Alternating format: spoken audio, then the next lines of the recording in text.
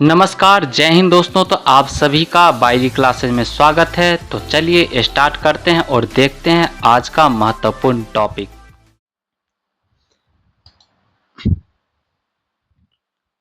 सोलह नंबर प्रश्न क्या है? ठीक है ना। इससे पहले वाला जो भी प्रश्न है आपका हो चुका, ठीक है ना। एपिसोड नंबर आपका 6 में 1 से लेके आपका 15 तक है आपका एपिसोड नंबर। इसमें क्या हो जाएगा आपका 7 में आपका 16 से जहां तक देख लेते हैं।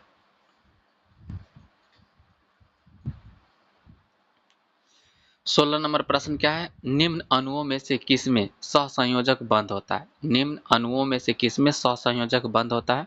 निम्न अणुओं में से किसमें सहसंयोजक बंध होता है? पहला है आपका MgCl2, दूसरा ऑप्शन है NaCl, sodium chloride, magnesium chloride, MgCl2, sodium chloride, NaCl, C6H6, ये आपका बेंजीन का फार्मूला है और CaO है ना। तो ये निम्न अणुओं में से किसमें सहसंयोजक बंध है? तो आंसर क्या हो जाएगा आपका? आंसर सी सही हो जाएगा, C6H6 हो जाएगा, है ना। बेंजीन हो जाएगा, सही हो जाएगा। 16 का क्या हो जाएगा आपका? सी सही हो जाएगा। C6H6 बेंजीन में सहसंयोजक बंध पाए जाते हैं MgCl2, NaCl, इस सब में आयनिक बंध पाया जाता है। क्या पाया जाता है? इलेक्ट्रॉन को लेन देन के कारण क्या हुआ होगा, इसमें आपका ये बंध बना होगा, ठीक है ना, और एक दूसरे के साथ आया होगा। MgCl2, NaCl और CaO में आयनिक बंध उपस्थित होता है। इसमें कौन सा बंध उपस्थित होता है? आपका आयनिक बंध उपस्थित होता है। इलेक्ट्रॉन की साझेदारी द्वारा बना बंध आपका स्वसंयोजक बंध कहलाता है। इलेक्ट्रॉन की साझेदारी द्वारा बना बंध क्या कहलाता है? स्वसंयोजक बंध कहलाता है। इलेक्ट्रॉन की साझेदारी द्वारा बंध क्या कहलाता है? स्वसंयोजक बंध कहलाता है। स्वसंयोजक यौगिक में एक परमाणु द्वारा जितना इलेक्ट्रॉन साझेदारी में भाग लेता है उसे सहसंयोजक कहते हैं। इसे क्या कहते हैं? सहसंयोजक कहते हैं। तो सहसंयोजक यौगिक देख लीजिए, आपका सहसंयोजक बंध और सहसंयोजक यौगिक की बात किया है, ठीक है ना। तो इलेक्ट्रॉनों के साझेदारी के द्वारा बना बंधन आपका सहसंयोजक बंधन कहलाता है। सहसंयोजक यौगिक में एक परमाणु द्वारा जितना इलेक्ट्रॉन साझेदारी में भाग लेता है उसे सहसंयोजक कहते हैं। एग्जाम्पल में हाइड्रोजन की सहसंयोजकता कितनी होती है? 1। हाइड्रोजन की सहसंयोजकता कितनी होती है? 1। हाइड्रोजन की आपका सहसंयोजकता 1 होती है। हाइड्रोजन की सहसंयोजकता कितनी होती है? हाइड्रोजन की सहसंयोजकता कितनी होती है? आपका 1 होती है। CO2 का सहसंयोजकता कितना होता है? 2 होता है। O2 का सहसंयोजकता कितना होता है? आपका 2 होता है। और नाइट्रोजन का सहसंयोजकता कितना होता है? आपका 3 होता है ना। नाइट्रोजन का देखिए परमाणु संख्या कितना होता है? परमाणु संख्या इसका 7 होता है। तो इलेक्ट्रॉनिक कॉन्फ़िगरेशन में कितना है? 2 और 5। 5 आया था, 8 में से 5 घटा लेंगे 3 हो जाएगा। ऑक्सीजन कितना होता है? 8। 8 और 8 तो 2 और कितना हो जाएगा? 6, है ना। तो 6 आ गया, 5 4 से ज़्यादा, तो 8 में से 6 घटा लेंगे 2 हो जाएगा। हाइड्रोजन का कितना है? 1 होता है, ठीक है। इस प्रकार से निकाल सकते हैं। सहसंयोजक कहते हैं इसको, क्या कहते हैं? सहसंयोजक यौगिक में एक परमाणु द्वारा जितना इलेक्ट्रॉन साझेदारी में भाग लेता है उसे सहसंयोजकता कहते हैं, ठीक है ना। हाइड्रोजन की सहसंयोजकता कितना होता है? 1। ऑक्सीजन की सहसंयोजकता 2। नाइट्रोजन की सहसंयोजकता 3, ठीक है ना। 17 नंबर प्रश्न पर आ जाइए। 17 नंबर क्या है प्रश्न? निम्नलिखित में से एल्काइन कौन है? एल्काइन की बात करता है। एल्काइन का फार्मूला अल्केन, अल्किन, एल्काइन, है ना। एल्काइन में क्या हो जाएगा बताइए? CnH2n-2, है ना। CnH2n-2 यानी जितना कार्बन होगा ना, कार्बन के समान ही क्या हो जाएगा उसमें? कार्बन जितना हो जाएगा ना उतना ही क्या हो जाएगा? हाइड्रोजन हो जाएगा। और ट्रिपल बॉन्ड बनेगा। कैसा बॉन्ड बनेगा? ट्रिपल बॉन्ड, है ना। तो हाइड्रोकार्बन दो तरह के होता है, एक संतृप्त हाइड्रोकार्बन, दूसरा होता है असंतृप्त हाइड्रोकार्बन। संतृप्त हाइड्रोकार्बन में सिंगल बॉन्ड बनेगा और असंतृप्त हाइड्रोकार्बन में आपका डबल और ट्रिपल बॉन्ड बनता है, ठीक है ना। डबल बॉन्ड आपका अल्केन में बनेगा, अल्किन में बनेगा, है ना। अल्किन में डबल बॉन्ड बनेगा और अल्काइन में ट्रिपल बॉन्ड बनेगा। और अल्केन में सिंगल बॉन्ड बनता है। अल्केन में सिंगल बॉन्ड, अल्केन का सूत्र होता है CnH2n+2, अल्कीन का सूत्र होता है CnH2n और अल्काइन का सूत्र होता है CnH2n-2। ठीक है, तो एल्काइन का क्या हो जाएगा, C2H2 हो जाएगा। इसमें कैसा बॉन्ड बनेगा आपका, ट्रिपल बॉन्ड बनेगा। एल्काइन का सूत्र क्या होता है, CnH2n-2 होता है। हाइड्रोकार्बन, कार्बन एवं हाइड्रोजन से बने यौगिक को क्या कहता है, हाइड्रोकार्बन। हाइड्रोकार्बन किसको बोला जाता है,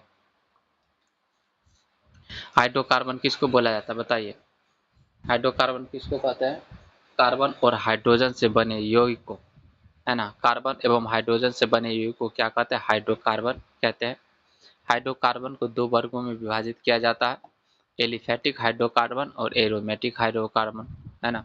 एलिफैटिक हाइड्रोकार्बन और एरोमेटिक हाइड्रोकार्बन, खुली श्रृंखला वाले हाइड्रोकार्बन को एलिफैटिक हाइड्रोकार्बन कहते हैं और बंद श्रृंखला वाले हाइड्रोकार्बन को एरोमेटिक कहते हैं। जैसे बेंजीन हो गया, है ना। बेंजीन क्या है आपका, एरोमेटिक हाइड्रोकार्बन है। और ये ऑप्शन में जितना भी दिया गया है ना, ऑप्शन सी, ऑप्शन डी छोड़ के, है ना, सब क्या है आपका, एलिफैटिक हाइड्रोकार्बन है। और ऑप्शन सी है आपका एरोमेटिक हाइड्रोकार्बन है कि नहीं। एरोमेटिक हाइड्रोकार्बन में विशेष प्रकार का गंध पाया जाता है। एरोमेटिक जो हाइड्रोकार्बन होता है ना, इसमें विशेष प्रकार का गंध पाया जाता है, जबकि एलिफैटिक हाइड्रोकार्बन गंधहीन होता है। एलिफैटिक हाइड्रोकार्बन क्या होता है आपका, गंधहीन होता है, लेकिन एरोमेटिक हाइड्रोकार्बन में विशेष प्रकार का क्या पाया जाता है, सुगंध पाया जाता है, स्मेल पाया जाता है, एकदम गमकेगा, है ना, गमक रहेगा उसमें, है कि नहीं। चलिए 18 नंबर क्वेश्चन पर आई, ऊर्ध्वपातन। ऊर्ध्वपातन का गुण किसमें पाया जाता है, ऊर्ध्वपातन का गुण किसमें पाया जाता है ना, एकदम उड़ जाएगा। कोई भी पदार्थ होगा बिना द्रव में बने हुए, बिना द्रव में आए हुए डायरेक्ट किसमें उड़ेगा, ठोस में उड़ेगा, तो उसको क्या बोलते हैं, ऊर्ध्वपातन बोलते हैं। 18 नंबर क्वेश्चन पर आइए, ऊर्ध्वपातन का गुण किसमें पाया जाता है बताइए, ऊर्ध्वपातन का गुण किसमें पाया जाता है। पहला ऑप्शन है सोडियम क्लोराइड में, दूसरा ऑप्शन है कैल्शियम क्लोराइड में, तीसरा ऑप्शन है आपका अमोनियम क्लोराइड में, चौथा ऑप्शन है आपका मैग्नीशियम क्लोराइड में। आंसर क्या हो जाएगा आपका, अमोनियम क्लोराइड हो जाएगा। आंसर क्या हो जाएगा, अमोनियम क्लोराइड, NH4Cl। इसका फार्मूला क्या हो जाएगा आपका, NH4Cl हो जाएगा। ऊर्ध्वपातन का गुण अमोनियम क्लोराइड में पाया जाता है। ऊर्ध्वपातन का गुण किसमें पाया जाता है, अमोनियम क्लोराइड में पाया जाता है। पदार्थ का ठोस अवस्था से सीधे गैस अवस्था में बदलने की क्रिया को ऊर्ध्वपातन कहते हैं। जैसे कपूर हो गया, iodine, naphthalene, ammonium chloride, anthracene आदि, ये सब क्या है आपका, ऊर्ध्वपातन, इसका गुण पाया जाता है। कपूर में, आयोडीन में, नेप्थलीन में, अमोनियम क्लोराइड में, एंथ्रासीन आदि, इसमें ऊर्ध्वपातन का गुण पाया जाता है। किसी तरल द्रव या गैस में उपस्थित कणों का जमीन पर आकर बैठ जाना अवसादन या तलछटीकरण कहता है। कोई नीचे आके बैठ जाएगा ना, तो उसको क्या बोलेंगे, उसको अवसादन या तलछटीकरण कहते हैं। किसी तरल द्रव या गैस में उपस्थित कणों का जमीन पर आकर बैठ जाना अवसादन या क्या कहलाता है, अवसादन या तलछटीकरण। अवसादन या क्या कहलाता है, अवसादन या तलछटीकरण। अवसादन या तलछटीकरण पीपीटी, प्रेसिपिटेट, पीपीटी कहलाता है। किसी द्रव के सतह के कणों का गैस में बदलने की वह प्रक्रिया जिसमें द्रव की सतह के ठीक ऊपर स्थित गैस संतृप्त न हो, क्या होता है आपका, वाष्पन कहलाता है। संतृप्त न हो क्या कहलाता है आपका, वाष्पन कहलाता है। किसी द्रव के सतह के कणों का गैस में बदलने की वह प्रक्रिया जिसमें द्रव की सतह के ठीक ऊपर स्थित गैस संतृप्त न हो, गैस क्या हो, संतृप्त न हो, क्या कहलाता है आपका, वाष्पन कहलाता है। 19 नंबर क्वेश्चन पर आ जाइए। 19 नंबर क्वेश्चन क्या बोलता है, एल्कीन श्रेणी का प्रथम सदस्य क्या होता है। एल्कीन श्रेणी का प्रथम सदस्य क्या होता है आपका, एल्कीन श्रेणी का एथिलीन होता है। एथिलीन होता है, काहे कि मिथीन उथीन वाला नहीं होता है। इधर कार्बन के साथ 2 से स्टार्ट होगा इसमें, है ना।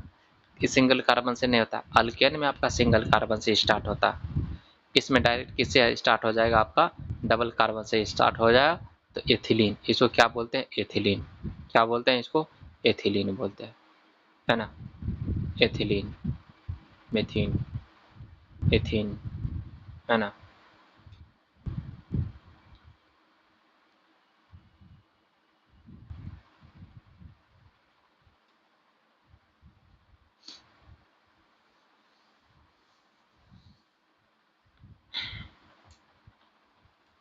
तो आपका क्या हो जाएगा, एल्कीन। एल्कीन श्रेणी का प्रथम सदस्य क्या हो जाएगा, आपका एथीन हो जाएगा। एल्कीन का सामान्य सूत्र क्या होता है, CnH2n होता है। एल्कीन का सामान्य सूत्र क्या होता है, आपका CnH2n होता है, जहां n एक पूर्णांक, n क्या है आपका, एक पूर्णांक है। एल्कीन श्रेणी का प्रथम सदस्य n बराबर क्या हो जाएगा, आपका 2 हो जाएगा, है ना। C2H4 हो जाएगा। इसका फॉर्मूला क्या है, C2H4 आपका एथिलीन हो जाएगा। तो एल्कीन श्रेणी का प्रथम सदस्य क्या हो जाएगा, एथिलीन हो जाएगा, जिसका फार्मूला होता है C2H4। जिसका फार्मूला क्या होता है, C2H4 प्राप्त होता है। इसका सामान्य रासायनिक नाम एथिलीन तथा आईपीएक नाम क्या है, एथीन है। इसका सामान्य नाम क्या है आपका, इसका सामान्य रासायनिक नाम एथिलीन। इसका सामान्य रासायनिक नाम क्या है, एथिलीन। इसका सामान्य रासायनिक नाम क्या है, एथिलीन, एवं आईपीएक नाम क्या है, एथीन। आईपीएक नाम क्या है आपका, एथीन। प्रमुख सदस्य की बात करते हैं, n बराबर 1 मेथिन हो जाए, n बराबर क्या था 1 मीथेन, इसको क्या बोलते हैं, मीथेन CH4। n बराबर 2 इसको इथेन बोलते हैं, C2H6 हो जाएगा। n बराबर 3 प्रोपेन, है ना। C3H8 को क्या बोलते हैं, प्रोपेन बोलते हैं। एल्काइन श्रेणी का जो सदस्य होता है उसका सामान्य सूत्र क्या होता है, एल्काइन का CnH2n-2 होता है। प्रमुख सदस्य बोले तो एक कार्बन एक वाला, तो n बराबर 1 तो इसमें नहीं पाया जाता, ठीक है ना, n बराबर 1 पाया ही नहीं जाता, ठीक है ना। तो एसिटिलीन हो जाएगा, जो कि एल्कीन का प्रथम सदस्य क्या हो जाएगा, एथिलीन हो जाएगा, और एथिलीन हो जाएगा, और आपका एल्काइन श्रेणी का प्रथम सदस्य क्या आ जाएगा, एसिटिलीन होगा, है ना। तो एथिलीन का फार्मूला होता है C2H4 और एसिटिलीन का फार्मूला आता है C2H2 एथिलीन, एसिटिलीन या इथाइन।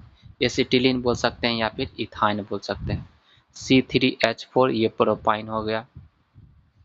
C4H6 क्या हो जाएगा आपका, ब्यूटाइन हो गया, इस प्रकार से। तो आपको याद रखना है, एल्काइन श्रेणी का प्रथम सदस्य क्या होता है, एसिटिलीन होता है, और एल्कीन श्रेणी का प्रथम सदस्य क्या होता है आपका, एथिलीन होता है। एथिलीन का फार्मूला C2H4 होता है। एथिलीन का फार्मूला क्या होता है आपका, C2H4 होता है। 20 नंबर प्रश्न पर आ जाइए। 20 नंबर प्रश्न क्या बोलता है, HCl हो गया, HI हो गया, HBr हो गया, है ना, और HF हो गया। ये सब आपका हैलोजन समूह से देख लिए रिलेटेड है। फ्लोरीन, क्लोरीन, ब्रोमीन, आयोडीन, है ना, ये सब हैलोजन समूह आपका हाइड्रोजन के साथ जुड़ा हुआ है। अम्लों, है ना, अम्लों का उनकी बढ़ती अपचायक क्षमता का सही क्रम बताइए। तो सबसे ज्यादा क्या हो जाएगा आपका, सबसे ज्यादा हो जाएगा आपका फ्लोरीन में आएगा, ठीक है ना। सबसे ज्यादा किस में आएगा, हाँ, अम्लीयता।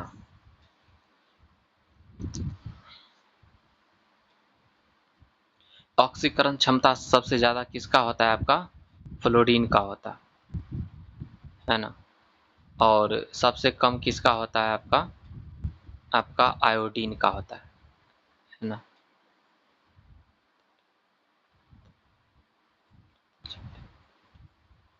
तो आपका आंसर क्या हो जाएगा आपका, बोलिए।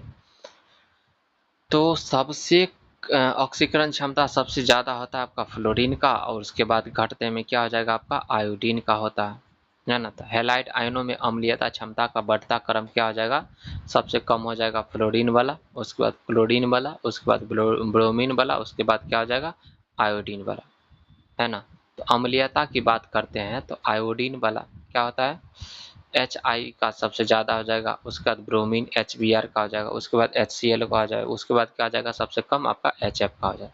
लेकिन विद्युत ऋणात्मकता की बात करते हैं ना, सबसे अधिक विद्युत ऋणात्मकता वाला तत्व की बात करते हैं, सबसे अधिक विद्युत ऋणात्मकता वाला तत्व की बात करते हैं तो फ्लोरीन, क्लोरीन, ब्रोमीन, आयोडीन हो जाएगा। लेकिन यहाँ पर बोला है बढ़ती अपचायक क्षमता, बढ़ती अपचायक क्षमता की बात करता है, बढ़ती अपचायक क्षमता की बात करता है, रिडक्शन की बात करता है, ठीक है ना, बढ़ती अपचायक क्षमता की तरफ।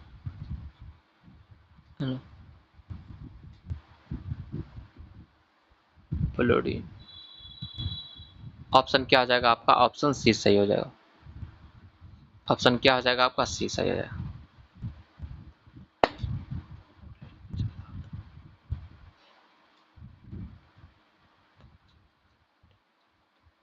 एक बात और याद रखिए, हैलोजन की जो ऑक्सीकरण जो क्षमता होता है ना, हैलोजन का जो ऑक्सीकरण क्षमता होता है, ऑक्सीडेशन जो क्षमता होता है आपका, फ्लोरीन से आयोडीन तक क्या करता है? घटता है।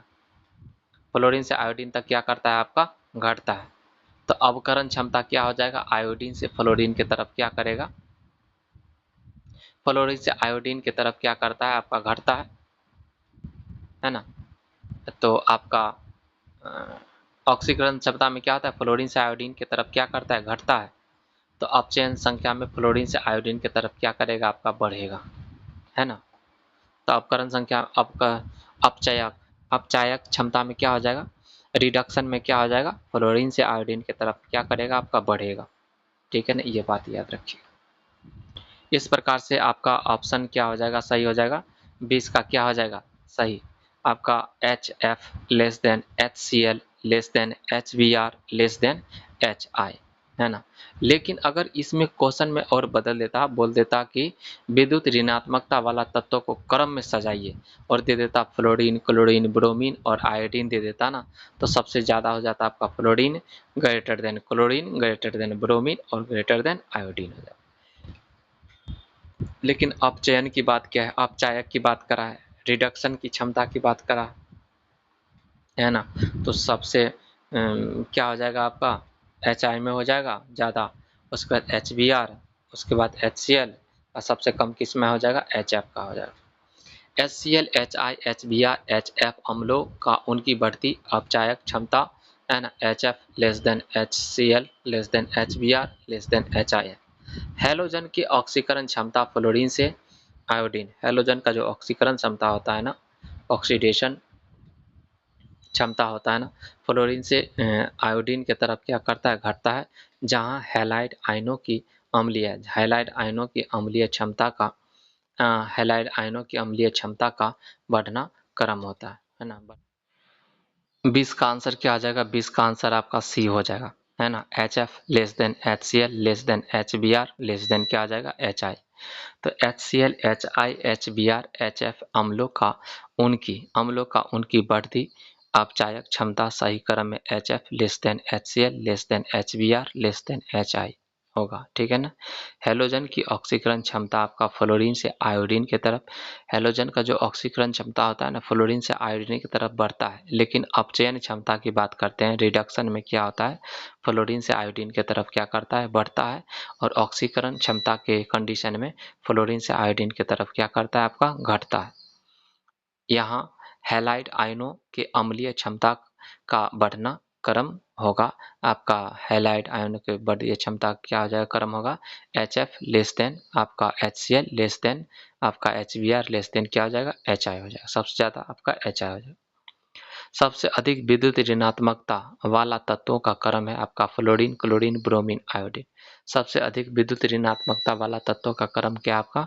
फ्लोरीन हो जाएगा, क्लोरीन हो जाएगा, ब्रोमीन, आयोडीन। सबसे अधिक विद्युत ऋणात्मकता वाला तत्वों का क्रम हो जाएगा फ्लोरीन, क्लोरीन, ब्रोमीन, आयोडीन हो जाएगा।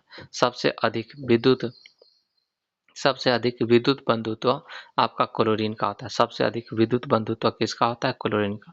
सबसे अधिक विद्युत बंधुत्व किसका होता है? क्लोरीन का होता है। सबसे अधिक विद्युत बंधुत्व आपका क्लोरीन का होता है। सबसे अधिक विद्युत बंधुत्व किसका होता है? क्लोरीन का होता है। HI, HI जल में डालने पर जो होता है ना, आयोडीन होता है ना, हाइड्रोजन के साथ रहेगा, तो HI को जल में डालने पर आसानी से आयनीकृत हो जाता है।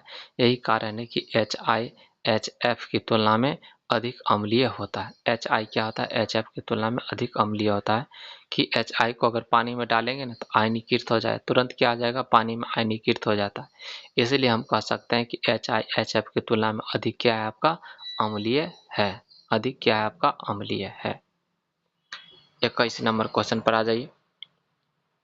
चूना पत्थर का सूत्र क्या है, चूना पत्थर का सूत्र क्या होता है बताइए। पहला ऑप्शन है MgCO2 CaCO3, दूसरा ऑप्शन है MgCO3 CaCO2, तीसरा ऑप्शन है MgCO3 CaCO3, है ना, MgCO3 CaCO3, और चौथा ऑप्शन है आपका MgCaCO3, है ना। तो आपका आंसर क्या आ जाएगा, चूना पत्थर का आंसर बताइए। चूना पत्थर का आंसर हो जाएगा आपका MgCO3 CaCO3 MgCO3 CaCO3 MgCO3 CaCO3 MgCO3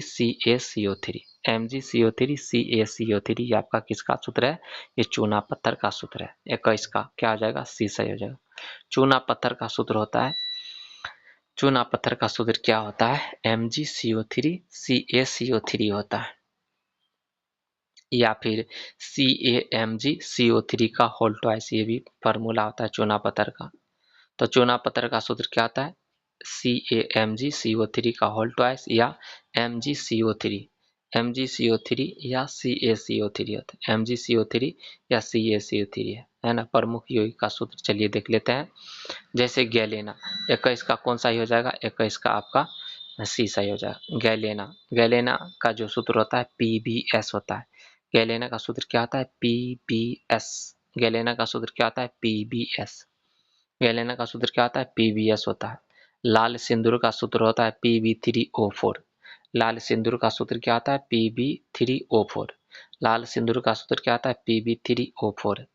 galena का सूत्र होता है PbS, है ना। लाल सिंदूर का सूत्र होता है Pb3O4। लाल सिंदूर का सूत्र Pb3O4 होता है। सफेद लेड का सूत्र होता है 2PbCO3। सफेद लेड का सूत्र होता है 2PbCO3 होता है। सफेद लेड का सूत्र होता है 2PbCO3 PbOH का होल ट्वाइस, 2PbCO3। सफेद लेड का सूत्र होता है 2PbCO3 PbOH का होल ट्वाइस होता है। लाल दवा का सूत्र होता है KMnO4। लाल दवा का सूत्र क्या होता है, KMnO4। लाल दवा का सूत्र, लाल दवा का सूत्र क्या होता है, KMnO4।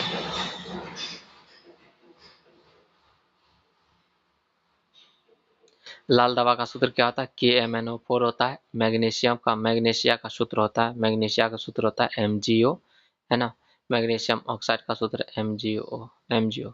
उसके बाद ग्लोबल साल्ट, ग्लोबल साल्ट का सूत्र होता है Na2SO4 10H2। Na2SO4 10H2, ये ग्लोबल साल्ट का फार्मूला।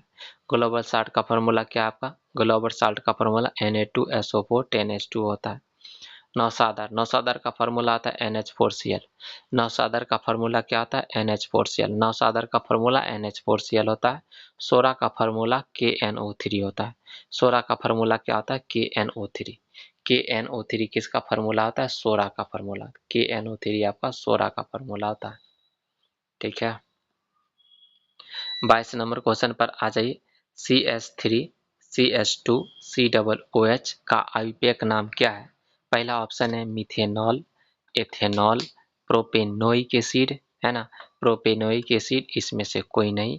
तो आपका देख लीजिए, जो कार्बोक्सिलिक एसिड से जुड़ा है ना, अभिक्रिया समूह, अभिक्रियाशील समूह, अभिक्रियाशील समूह कौन है, कि COOH है, इसमें देख लीजिए। तो COOH को क्या बोलते हैं आपका, प्रोपेनोइक अम्ल, कार्बोक्सिलिक अम्ल, है ना। तो ये कार्बोक्सिलिक अम्ल है, ठीक है ना, कार्बोक्सिलिक एसिड है। तो प्रोपेन प्लस ओइक अम्ल जोड़ देंगे तो क्या आ जाएगा, प्रोपेनोइक, प्रोपेनोइक एसिड हो जाएगा ये, ठीक है ना। तो कार्बन क्या गो है, देख लीजिए, कार्बन आपका 3 गो है, तो मीथेन, इथेन, प्रोपेन हो गया। और इसमें कार्बोक्सिलिक एसिड जुड़ा है, हाँ, कार्बोक्सिलिक एसिड जुड़ा हुआ है, तो ओइक लगा देंगे, ठीक है ना। तो प्रोपेनोइक एसिड हो जाएगा। 22 का क्या आ जाएगा, सी सही हो जाएगा। एल्केन का सूत्र होता है CnH2n+2 होता है, अल्किन का CnH2n। एल्काइन का सूत्र होता है CnH2n-2 होता है, एल्काइन। एल्काइल हैलाइड का सूत्र होता है CnH2n+1 माइनस X होता है एल्काइल हैलाइड। एल्काइल हैलाइड का सूत्र क्या होता है CnH2n+1 माइनस बॉन्ड X हो जाएगा, है ना। और एल्कोहल का सूत्र होता है CnH2n प्लस, है ना, CnH2n+1 OH होता है ना, ऑक्सीजन के साथ हाइड्रोजन रहेगा। ईथर का सूत्र क्या होता है CnH2n, है ना, कार्बन आपका डबल बॉन्ड के साथ ऑक्सीजन के साथ रहेगा, ठीक है। उसके बाद ऑक्सीजन देख लीजिए, जो ईथर होगा ना दोनों तरफ डबल बॉन्ड के साथ, ऑक्सीजन दोनों तरफ डबल बॉन्ड के साथ रहेगा, ठीक है ना। तो CnH2n क्या हो जाएगा आपका +1 हो जाएगा, ठीक है ना। कार्बोक्सिलिक एसिड, कार्बोक्सिलिक एसिड का फॉर्मूला था CnH2n+1 बॉन्ड C OH होता, ठीक है। 23 नंबर क्वेश्चन पर आ जाए। 23 नंबर क्वेश्चन क्या कहता है, निम्नलिखित में से कौन सा यौगिक है, यौगिक की बात कर रहा है इसमें, तो पेट्रोलियम, मिट्टी का तेल, ग्लूकोज और दूध, है ना। तो यौगिक क्या बनता है, बहुत सारे जो तत्व मिल करके इसका निर्माण करता है, यौगिक का निर्माण करता है।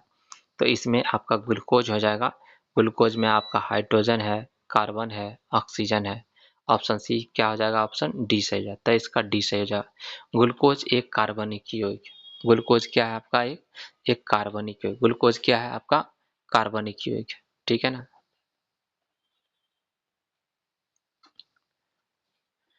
तो आपका जो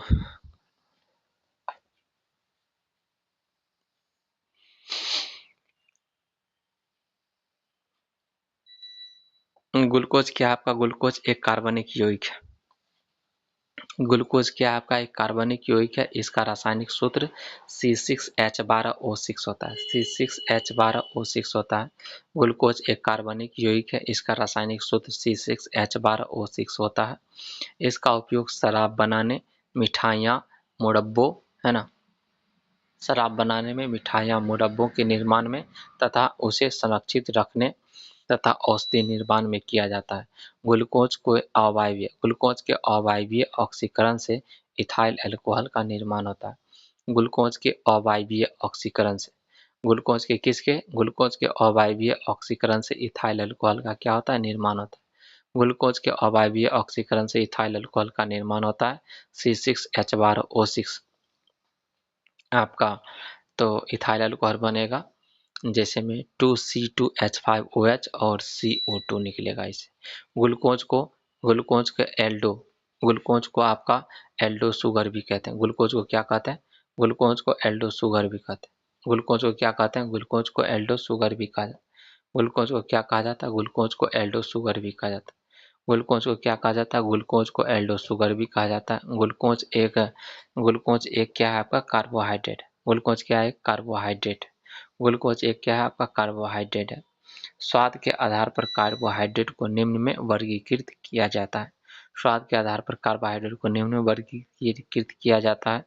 एक होता है शर्करा CnH2nOn, CnH2nOn यह मीठा, क्रिस्टलीय एवं पानी में घुलनशील है। CnH2nOn, CnH2nOn शर्करा, शर्करा की बात करते हैं, यह मीठा, शर्करा यह मीठा, क्रिस्टलीय एवं पानी में क्या होता है, घुलनशील है। शर्करा, शर्करा CnH2n, CnH2nOn, CnH2nOn की बात करते हैं, ये शर्करा है, यह मीठा क्रिस्टलीय एवं पानी में घुलनशील होता है। यह मीठा क्रिस्टलीय और पानी में क्या होता है, घुलनशील होता है।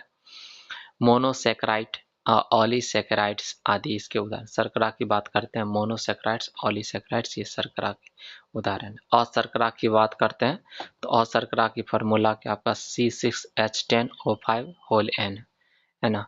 ये आपका अक्रिस्टलीय जल में क्या होता है, अक्रिस्टलीय जल में क्या होता है, अविलय पदार्थ है जो मीठे नहीं होते हैं, जैसे में स्टार्च हो गया, इंसुलिन हो गया, सॉरी स्टार्च हो गया, इनुलिन हो गया, ये सब क्या होता है, ये मीठा नहीं होता है। ये सब क्या होता है, मीठा नहीं होता। 24 नंबर प्रश्न पर आइए तो 24 नंबर प्रश्न क्या कहता है, कौन सा अधातु तत्व कक्ष ताप पर द्रव अवस्था में रहता है, यानी रूम टेम्परेचर पर कौन सा ऐसा जो अधातु है जो द्रव अवस्था में रहता है, कौन सा धातु है, जैसे हाइड्रोजन हो गया, क्लोरीन हो गया, ब्रोमीन हो गया। F2 क्या आ जाएगा आपका, ब्रोमीन। एक जो अधातु है जो द्रव अवस्था में रहता है, ठीक है ना, रूम टेम्परेचर पे क्या रहता है, ये द्रव अवस्था में होता है ना। रूम टेम्परेचर पे क्या होता है, जैसे सीजियम हो गया, फ्रांसियम हो गया, गैलियम हो गया, ब्रोमीन हो गया, मरकरी हो गया। यह कमरे के तापमान पर क्या रहता है, ये लिक्विड फेज में रहता है। कमरे के टेम्परेचर पे, कमरे के तापमान पर क्या आता है, ये लिक्विड फेज में रहता है, ठीक है ना। किस समय रहता है, लिक्विड फेज में रहता है।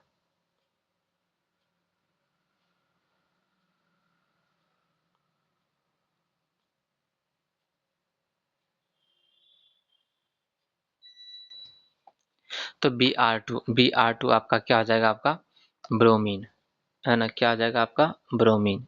ब्रोमीन अधातु, अधातु तत्व कक्ष ताप पर क्या होता है, द्रव अवस्था में होता है। मरकरी तथा ब्रोमीन दोनों कक्ष तापमान पर क्या होता है, द्रव अवस्था में रहता है ना। मरकरी एक धातु है, मरकरी क्या आपका एक धातु है, जबकि ब्रोमीन क्या आपका अधातु है। मरकरी ये क्या है आपका धातु, जबकि ब्रोमीन क्या है, अधातु है, अधातु है। अधातु तत्व कक्ष के तापमान पर प्रायः ठोस एवं गैस अवस्था में होता है। अधातु आपका कक्ष के तापमान पर प्रायः ठोस में भी हो सकता है और गैस में भी हो सकता है। कमरे के तापमान से ऊपर ताप पर निम्न धातु द्रव अवस्था में रहता है। कमरे के ऊपर तापमान पर, है ना, कमरे के ऊपर से जैसे 27 डिग्री सेल्सियस से ज़्यादा अगर तापमान रहेगा तो आपका कौन सा सीजियम हो गया, फ्रांसियम हो गया, गैलियम हो गया, और आपका गैलियम और रूबिडियम, है ना, आरबी, ठीक है ना, रूबिडियम हो गया। ये सब कैसा रहता है, कमरे से ज़्यादा टेम्परेचर रहेगा तो ये लिक्विड फेज में रहता है, ठीक है। सभी धातुएं ठोस एवं कठोर होता है। जितना भी धातुएं होता है ठोस एवं क्या होता है आपका, कठोर होता है। जैसे कि आपका Hg मरकरी, ये लिक्विड में रहता है, बाद बाकी ठोस और कठोर होता है। सोडियम और पोटेशियम क्या होता है आपका, जो देख लीजिए, एक धातु तो आपका मरकरी तो लिक्विड फेज में रहता ही रहता है, लेकिन सोडियम और पोटेशियम की बात करते हैं तो ये मुलायम होता है ना। इतना मुलायम होता है कि चाकू से क्या कर सकते हैं, इसको काट सकते हैं, है ना। चाकू से क्या कर सकते हैं, इसको काटा जा सकता है। लेड, आपका लेड की बात करते हैं, लेड पीबी सामान्य अधातु है। लेड पीबी सामान्य क्या आपका अधातु है।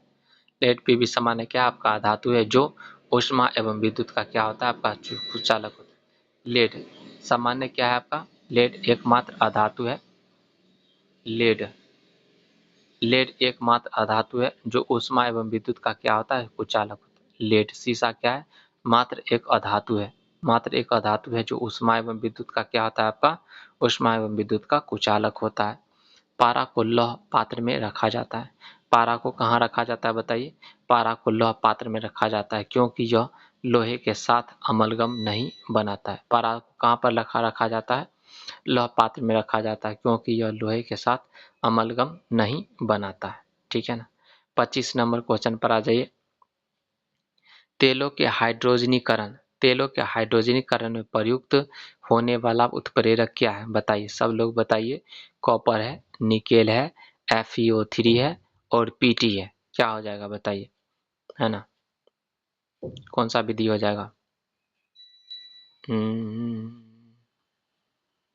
बोलिए जल्दी। तो तेल के हाइड्रोजनीकरण में प्रयुक्त होने वाला उत्प्रेरक कौन है, कैटलिस्ट कौन है, आपका निकेल हो जाएगा। 25 का कौन सा सही हो जाएगा, 25 का आपका बी सही हो जाएगा। तेलों में के हाइड्रोजनीकरण में प्रयुक्त होने वाला उत्प्रेरक निकेल है। तेलों के हाइड्रोजनीकरण या कठोरीकरण, कठोरीकरण में तेलों को वनस्पति घी में निकेल उत्प्रेरक के द्वारा परिवर्तित किया जाता है। निकेल उत्प्रेरक के द्वारा क्या किया जाता है, परिवर्तित किया जाता है। इस अभिक्रिया में निकेल उत्प्रेरक H2 गैस को क्या करता है, अवशोषित कर लेता है। H2 गैस को अवशोषित कर अभिक्रिया की गति को क्या करता है, बढ़ा देता है। जो निकेल उत्प्रेरक है ना, H2 गैस को अवशोषित कर अभिक्रिया की गति को क्या करता है, बढ़ा देता है। असंतृप्त हाइड्रोकार्बन प्लस H2, निकेल के साथ असंतृप्त हाइड्रोकार्बन और H2 आपका निकेल के साथ अभिक्रिया, निकेल की उपस्थिति में अभिक्रिया करेगा ना तो आपका संतृप्त हाइड्रोकार्बन या संतृप्त संतृप्त हाइड्रोकार्बन संतृप्त हाइड्रोकार्बन बनाता है। क्या बनाता है? आपका संतृप्त हाइड्रोकार्बन बनाता है। इससे वनस्पति तेल घी में बदल जाता है। यह वनस्पति तेल किस में बदल जाता है? वनस्पति घी में बदलता है। इसे वनस्पति तेल किस में बदल जाता है? वनस्पति तेल आपका वनस्पति घी में बदल जाता है। डलडा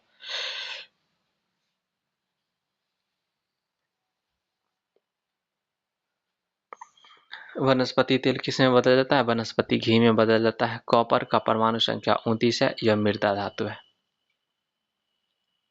कॉपर की परमाणु संख्या कितना होता है? 29 होता है और मृदा धातु है ना। क्या है? कॉपर आपका मृदा धातु है ना।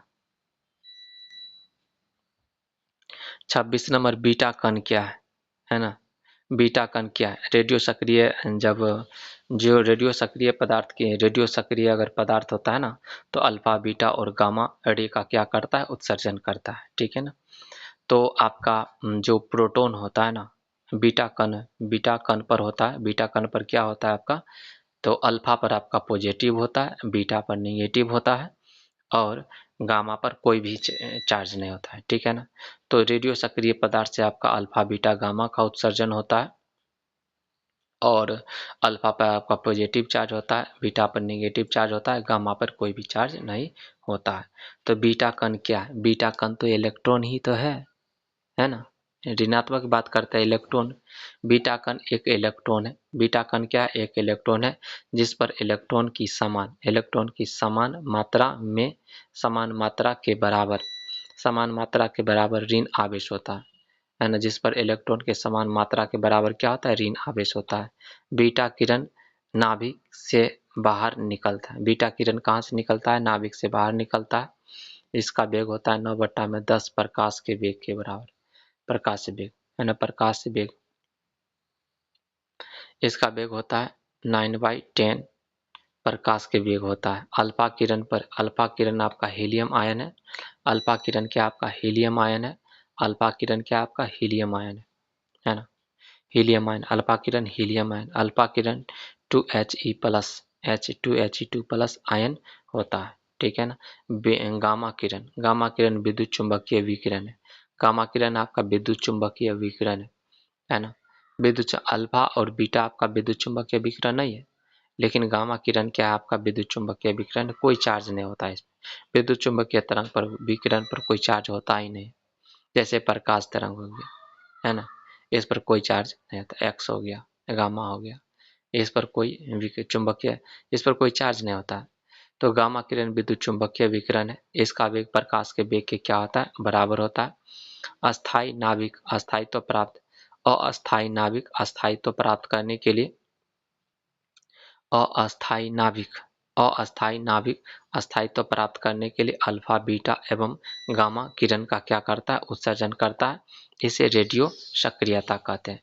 जो अस्थाई नाभिक होता है ना अस्थाई नाभिक होता है अस्थायित्व प्राप्त करने के लिए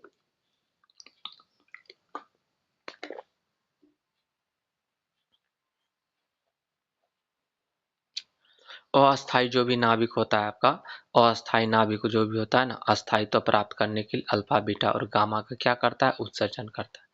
अस्थाई जो भी नाभिक होता है अस्थाई आपका जो भी नाभिक होता है ना अस्थाई नाभिक अस्थायित्व प्राप्त करने के लिए आपका अल्फा बीटा और गामा का क्या करता है? अल्फा बीटा और गामा का क्या करता है? उत्सर्जन करता है।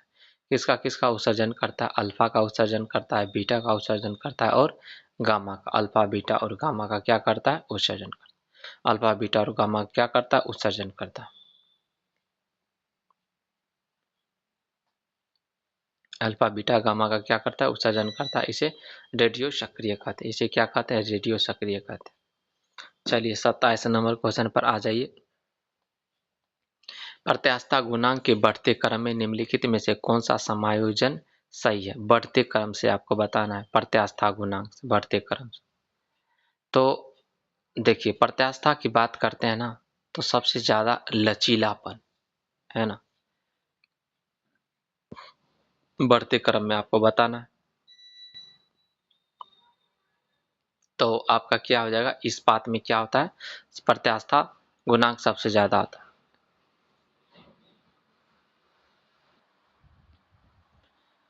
प्रत्यास्था गुणांक आपका सबसे ज़्यादा इस्पात में होता है, उसके बाद तांबा में होता है, उसके बाद कांच में होता है, उसके बाद रबड़ में। ठीक है ना। प्रत्यास्था गुणांक क्या होता है, सबसे ज़्यादा किस में होता है, इस्पात में, उसके बाद तांबा में, उसके बाद कांच में, उसके बाद किस में होता है, आपका रबर में। प्रत्यास्था गुणांक अनुदैर्ध्य प्रतिबल एवं अनुदैर्ध्य विकृति का अनुपात होता है। प्रत्यास्था गुणांक क्या होता है बताइए, अनुदैर्ध्य प्रतिबल, अनुदैर्ध्य प्रतिबल एवं अनुदैर्ध्य विकृति का क्या होता है, आपका अनुपात होता है।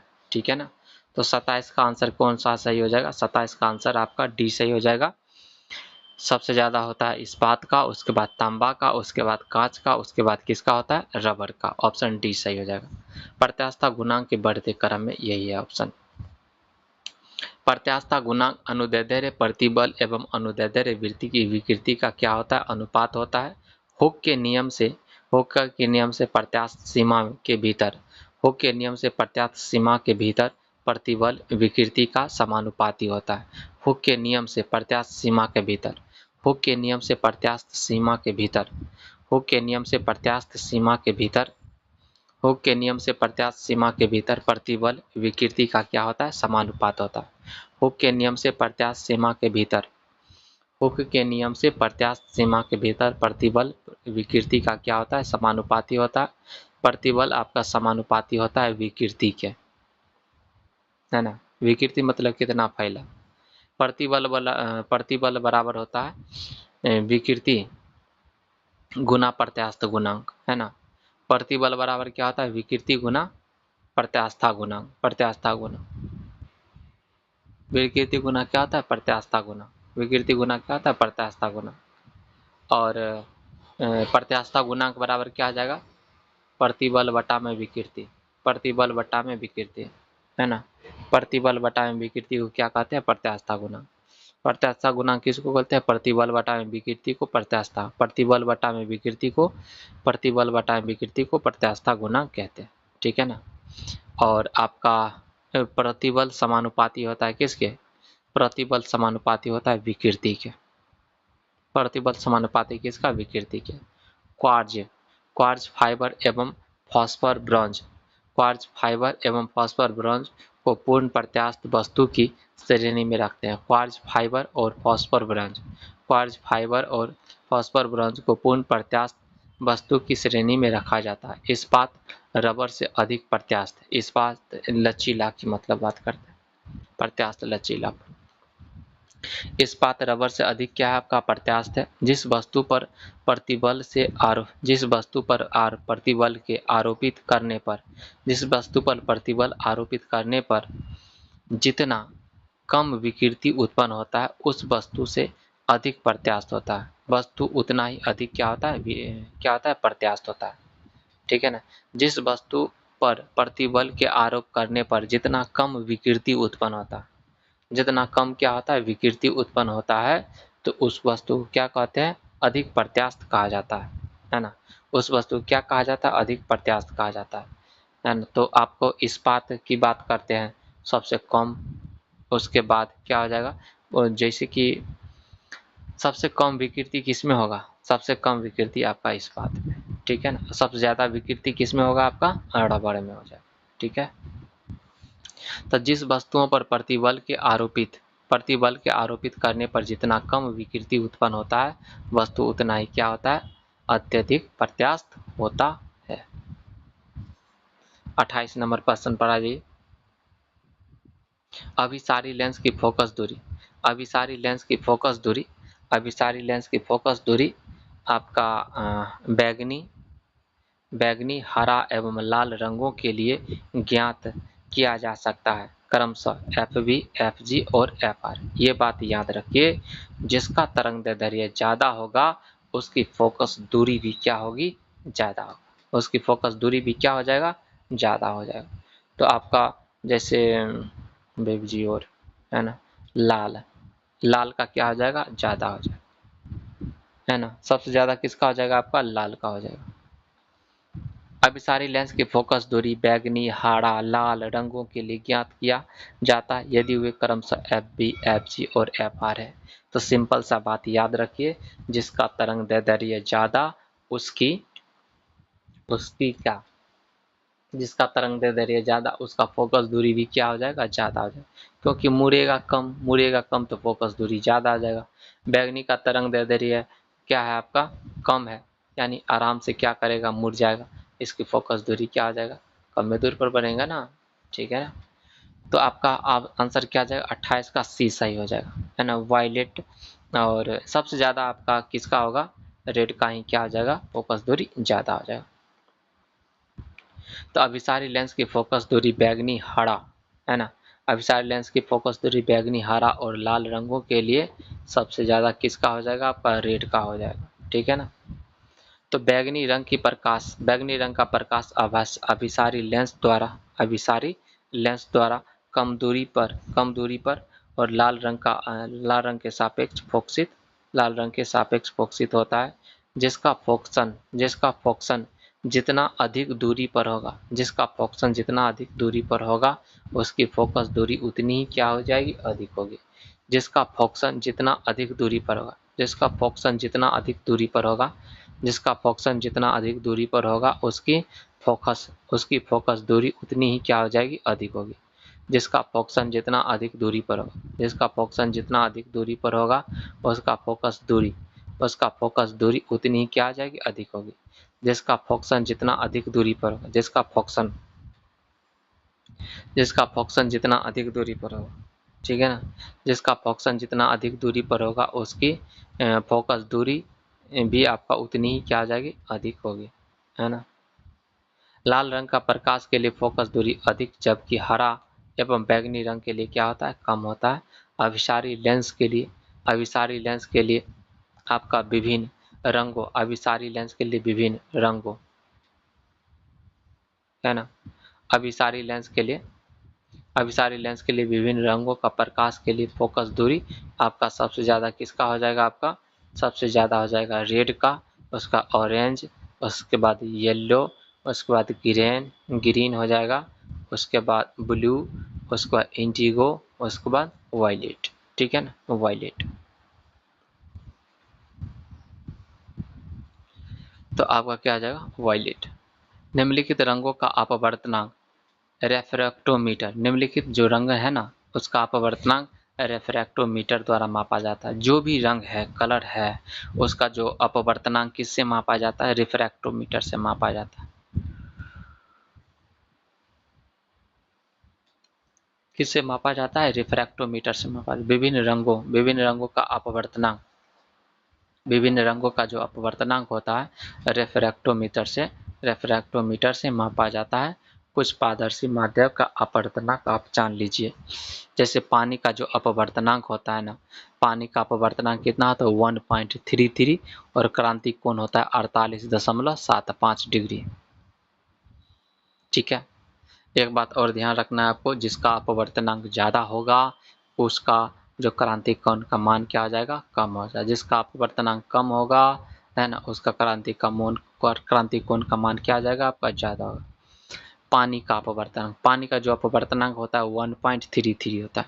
पानी का अपवर्तनांक कितना होता है, 1.33 होता है और क्रांतिक कोण होता है 48.75 डिग्री, 48.75 डिग्री होता है। क्राउन कांच का जो अपवर्तनांक होता है 1.52 होता है। क्राउन कांच का अपवर्तनांक कितना होता है, 1.52। क्राउन कांच का अपवर्तनांक कितना होता है, 1.52। क्राउन कांच का अपवर्तनांक 1.52 और क्रांतिक कोण होता है आपका 41.14। 41 दशमलव कितना, 41.14 होता है ना। और फ्लिंट कांच का जो अपवर्तनांक होता है आपका 1.62, 1 पॉइंट कितना होता है, 62 और इसका अपवर्तनांक है 37.31। 37.3 कितना आ जाएगा आपका, 3, 37 दशमलव क्या आ जाएगा आपका, 3, 37.31, ठीक है ना। 37 दशमलव क्या आ जाएगा आपका, 3।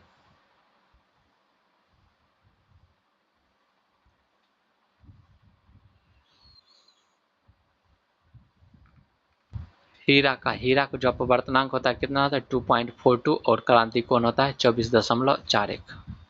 कितना, 24.4।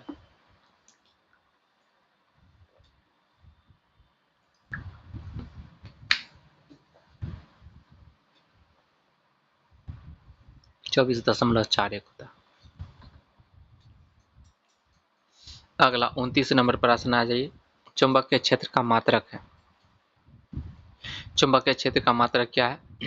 पहला ऑप्शन है न्यूटन, दूसरा ऑप्शन है आपका न्यूटन प्रति एम्पियर मीटर, न्यूटन प्रति एम्पियर मीटर, और तीसरा ऑप्शन है आपका वेबर प्रति मीटर, चौथा ऑप्शन है आपका वेबर। ठीक है ना। तो चुंबकीय क्षेत्र का जो मात्रक होता है न्यूटन प्रति एम्पियर मीटर होता है, न्यूटन प्रति एम्पियर मीटर।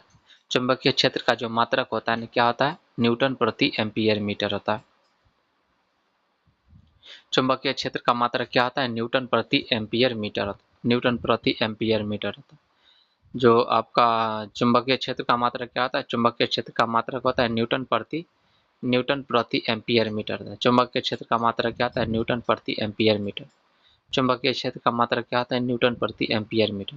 चुंबकीय क्षेत्र का मात्रक क्या होता है आपका? न्यूटन प्रति एम्पियर मीटर होता है। लॉरेंज बल, लॉरेंज बल कण के लॉरेंज बल हो गया, कण के आवेश हो गया, उसकी चाल तथा चुंबकीय क्षेत्र की तीव्रता क्या होता है? अनुक्रमानुपाती होता है। लॉरेंज बल हो गया, कण के आवेश हो गया, और उसकी चाल तथा चुंबकीय क्षेत्र की तीव्रता के क्या होता है आपका? अनुक्रमानुपाती होता है। इसकी तीव्रता का क्या होता है आपका? अनुक्रमानुपाती होता है। तो आपका F equal to Q into V B, F equal to क्या आ जाता है? Q into V B. तो क्यू है आपका आवेश हो गया, भी वेग हो गया, और चुंबकीय क्षेत्र, ये सब किसके समानुपाती होता है? लॉरेंज बल के क्या होता है आपका? समानुपाती होता है। ठीक है ना। चुंबकीय क्षेत्र का एक अन्य मात्रक वेबर प्रति मीटर स्क्वायर भी होता है। चुंबकीय क्षेत्र का एक मात्रक देखिए, चुंबकीय क्षेत्र का मात्रक आपका न्यूटन प्रति एम्पियर मीटर होता है, और दूसरा मात्रक होता है वेबर प्रति मीटर स्क्वायर भी होता है, वेबर प्रति मीटर स्क्वायर भी होता है ना। चुंबकीय क्षेत्र का ऐसा मात्रक आपका टेस्ला होता है। चुंबकीय क्षेत्र का ऐसा मात्रक क्या होता है? टेस्ला होता है। एक टेस्ला बराबर होता है 1 वेबर प्रति मीटर स्क्वायर होता है, 1 वेबर प्रति मीटर स्क्वायर होता है। चुंबकीय फ्लक्स का ऐसा मात्रक वेबर होता है। चुंबकीय फ्लक्स का ऐसा मात्रक क्या होता है? वेबर, है ना। चुंबकीय क्षेत्र का ऐसा मात्रक क्या होता है? टेस्ला। चुंबकीय फ्लक्स का ऐसा मात्रक क्या होता है? वेबर। चुंबकीय फ्लक्स का ऐसा मात्रक क्या होता है? वेबर होता है। चुंबकीय क्षेत्र एक अन्य मात्रक क्या होता है? वेबर प्रति मीटर स्क्वायर होता है। या फिर एक याद रखिए आप, क्या याद रखिएगा? न्यूटन प्रति एम्पियर मीटर, न्यूटन प्रति एम्पियर मीटर।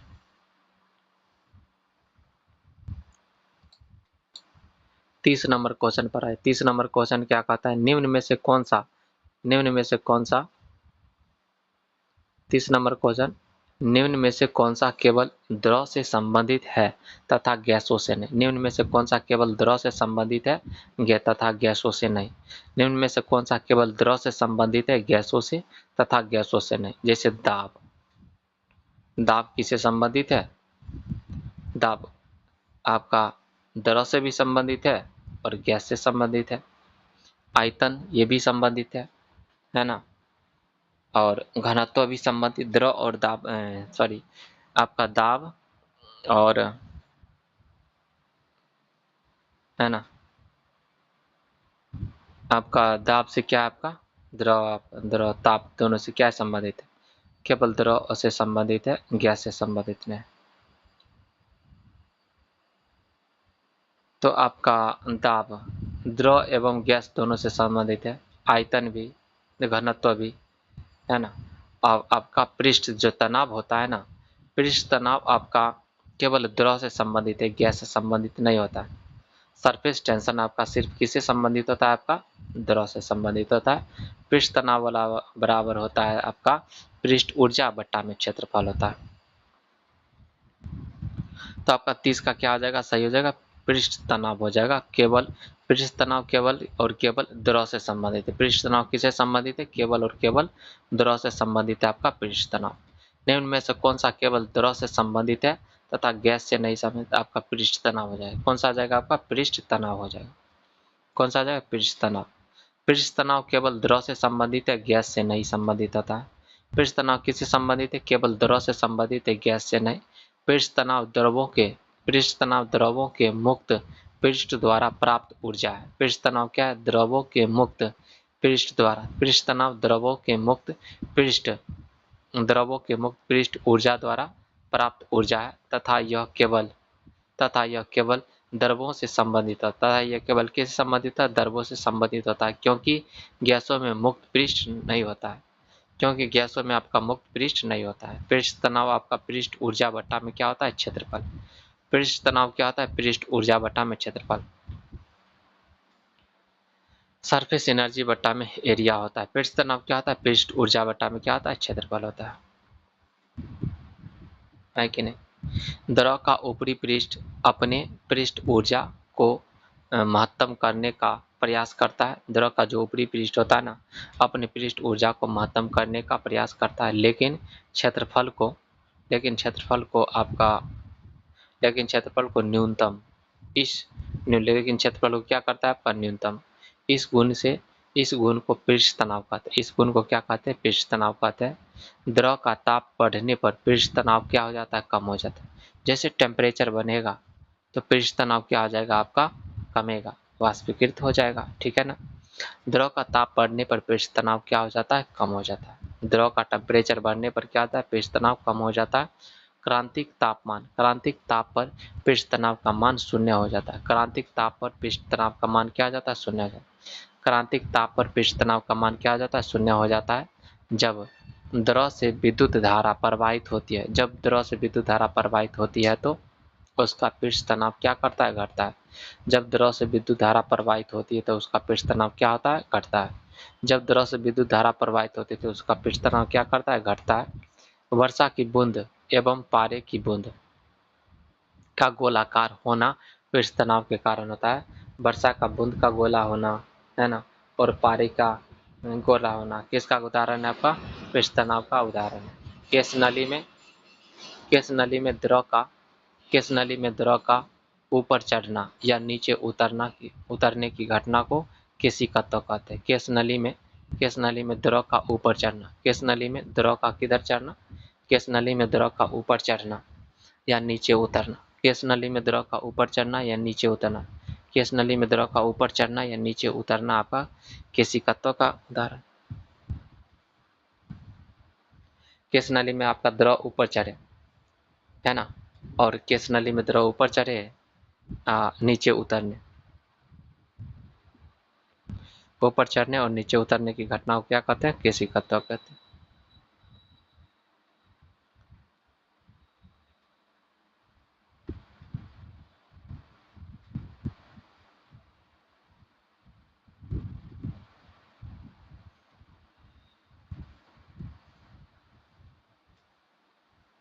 नीचे उतरने की घटना को क्या कहते हैं? इसको क्या कहता है? तो केशिकत्व कहते हैं। 31 नंबर प्रश्न क्या है आपका? डॉपलर प्रभाव लागू होता है। डॉपलर प्रभाव लागू होता है आपका किस पर लागू होता है? डॉपलर प्रभाव बताइए। पहला ऑप्शन है केवल ध्वनि तरंगों के लिए, केवल प्रकाश तरंगों के लिए, है ना। तो जो डॉपलर प्रभाव लागू होता है ध्वनि और प्रकाश दोनों के लिए लागू होता है। ऐसा नहीं कि सिर्फ आपका ध्वनि के लिए लागू होता है या फिर आपका प्रकाश के लिए लागू होता है। डॉपलर जो प्रभाव होता है दोनों के लिए लागू होता है, ठीक है ना। डॉपलर प्रभाव किसके लिए लागू होता है? दोनों के लिए। डॉपलर प्रभाव ध्वनि एवं प्रकाश तरंग दोनों के लिए क्या होता है? लागू होता है। जब किसी ध्वनि स्रोत व श्रोता के बीच आपेक्षिक गति होता है तो श्रोता को ध्वनि की आवृत्ति उसकी वास्तविक आवृत्ति से अलग सुनाई देती है। इस घटना को क्या कहते हैं? डॉपलर प्रभाव कहते हैं। इस घटना को क्या कहते हैं? डॉपलर। जब किसी ध्वनि स्रोत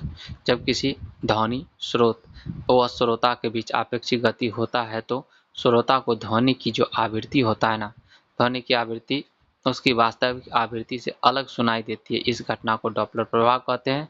ध्वनि में डॉपलर प्रभाव स्रोत एवं श्रोता के बीच आपेक्षिक गति पर क्या करता है? निर्भर करता है, जबकि प्रकाश में यह आपेक्षिक गति पर निर्भर नहीं करता है। प्रकाश में यह आपेक्षिक गति पर निर्भर नहीं करता है। जब स्रोत एवं श्रोता के बीच की दूरी में कमी आती है तो ध्वनि की आवृत्ति में वृद्धि होती है। जब दूर होती है तो दूरी में वृद्धि होती है और ध्वनि को आवृत्ति क्या करती है? जैसे ही दूरी वृद्धि होती है तो ध्वनि की आवृत्ति क्या हो जाती है आपकी, घट जाती है। डॉपलर प्रभाव द्वारा ब्रह्मांड के विस्तार को सिद्ध किया जा सकता है। डॉपलर प्रभाव द्वारा किसको सिद्ध किया जा सकता है, ब्रह्मांड के विस्तार को सिद्ध किया जा सकता है।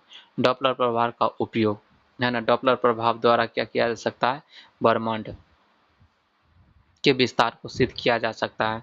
डॉपलर प्रभाव का उपयोग वायु में उड़ते वेग का अनुमान, वायु में उड़ते वेग का अनुमान लगाना, वायु में उड़ते वेग है, वायु में उड़ते वेग का अनुमान लगाना,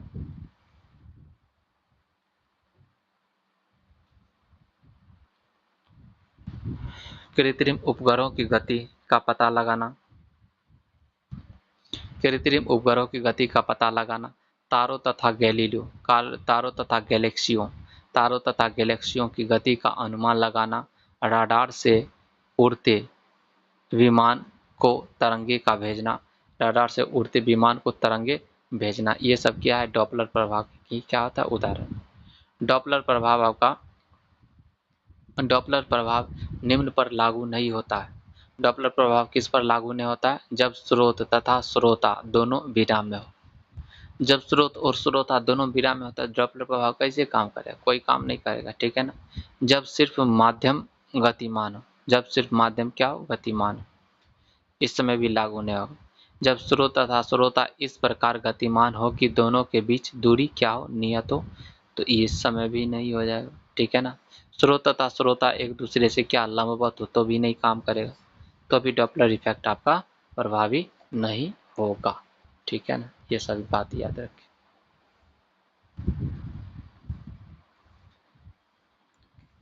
32 नंबर प्रश्न क्या है, जब किसी वस्तु को एक अवतल दर्पण के अनंत पर रखा जाता है तो उसका प्रतिबिंब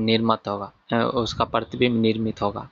देखिए, तो जब किसी वस्तु को अवतल दर्पण के अनंत पर रखा जाता है तो उसका प्रतिबिंब कहाँ पर निर्मित होगा।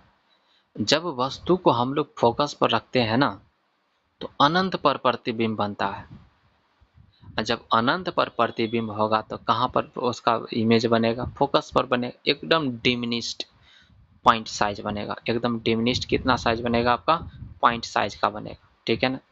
जब किसी वस्तु को एक अवतल दर्पण के अनंत पर रखा जाता है तो उसका प्रतिबिंब निर्मित होगा, एकदम फोकस पर निर्मित होगा, एकदम बिंदु आकार का होगा, उल्टा होगा, वास्तविक होगा, ठीक है ना। इस स्थिति में वस्तु की तुलना में प्रतिबिंब का आकार क्या आ जाएगा, बहुत छोटा होता है, बिंदु मात्र का होता है। इस स्थिति में प्रतिबिंब उल्टा और वास्तविक होता है। इस स्थिति में जो प्रतिबिंब है ना आपका कैसा आ जाएगा, प्रतिबिंब उल्टा एवं वास्तविक होगा। अवतल दर्पण में जब वस्तु की स्थिति वक्रता केंद्र एवं अनंत के बीच पर रखा जाता है। अवतल दर्पण में जब वस्तु की स्थिति अवतल दर्पण में क्या अवतल दर्पण में जब वस्तु की स्थिति वक्रता केंद्र एवं अनंत के बीच पर रखा जाता है तो उसका प्रतिबिंब निर्मित होता है फोकस एवं वक्रता केंद्र के बीच। कहाँ पर निर्मित होता है, फोकस एवं वक्रता केंद्र के बीच निर्मित होता है, फोकस एवं वक्रता केंद्र के बीच निर्मित होता है। उत्तल दर्पण द्वारा बना प्रतिबिंब हमेशा छोटा होता है। उत्तल दर्पण द्वारा बना प्रतिबिंब क्या होता है, हमेशा छोटा होता है। उत्तल दर्पण द्वारा बना प्रतिबिंब क्या होता है, हमेशा छोटा होता है। उत्तल दर्पण द्वारा बना प्रतिबिंब क्या होता है, हमेशा छोटा होता है। उत्तल दर्पण द्वारा बना प्रतिबिंब क्या होता है, हमेशा छोटा होता है। उत्तल दर्पण का दूसरा दृश्य क्षेत्र, उत्तल दर्पण का जो दृश्य क्षेत्र होता है ना बहुत बड़ा होता है। उत्तल दर्पण द्वारा बना प्रतिबिंब हमेशा क्या होता है, छोटा होता है और सीधा होता है, ठीक है ना। उत्तल दर्पण का जो दृश्य क्षेत्र होता है ना, उत्तल दर्पण का दृश्य क्षेत्र बहुत बड़ा होता है। उत्तल दर्पण का जो दृश्य क्षेत्र होता है ना सबसे बहुत बड़ा होता है। उत्तल दर्पण का जो दृश्य क्षेत्र है बहुत बड़ा होता है। उसका अवतल दर्पण का उपयोग शेविंग मिरर में किया जाता है, परावर्तक टेलीस्कोप में किया जाता है, सर्च लाइट में किया जाता है, सोलर कुकर में किया जाता है। उसके बाद डॉक्टरी दर्पण में भी किया जाता है। इसका प्रयोग कहाँ पर किया जाता है, डॉक्टरी दर्पण में भी इसका प्रयोग किया जाता है। 33 नंबर प्रश्न पर आइए, देख लीजिए।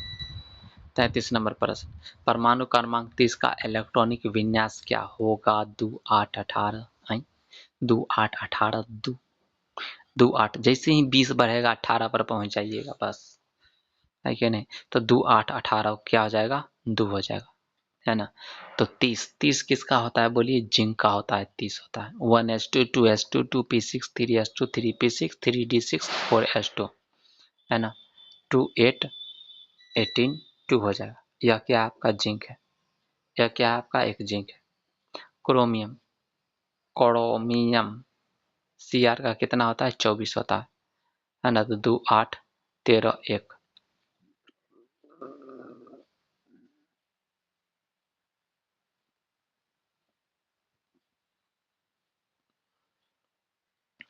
2 8 क्या आ जाएगा आपका, 13 1, 2 8 13 1 हो जाएगा। क्या आ जाएगा आपका, 2 8 13 1, 2 8 क्या आ जाएगा आपका, 13 1। 1s2 क्रोमियम का 1s2 2s2 2p6 3s2 3p6 3d5 4s1 होता है। ये डी ब्लॉक के एलिमेंट है, ठीक है ना। आपका जिंक और क्रोमियम, ये सब मैंगनीज, आयरन, कोबाल्ट, निकेल, ये सब आपका डी ब्लॉक का एलिमेंट है। जो क्रोमियम 24 और कॉपर 29 अपवाह के नियम का पालन नहीं करता। एक बात याद रखना है आपको, क्रोमियम और कॉपर, है ना, अपवाह प्रिंसिपल को क्या करता है, फॉलो नहीं करता। कॉपर में तो आपका 29 चारों खाली रह जाता है, चार लास्ट। तो क्रोमियम और कॉपर अपवाह प्रिंसिपल को, अपवाह के नियम का पालन नहीं करता, एकदम इम्पोर्टेंट है। क्रोमियम एवं कॉपर अपवाह के नियम, क्रोमियम एवं कॉपर अपवाह के नियम का पालन नहीं करता। क्रोमियम एवं कॉपर,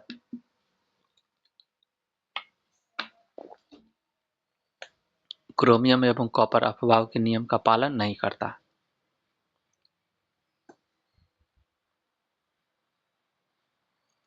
चौंतीस नंबर, त्रिबंध वाले हाइड्रोकार्बन का सामान्य सूत्र बताइए।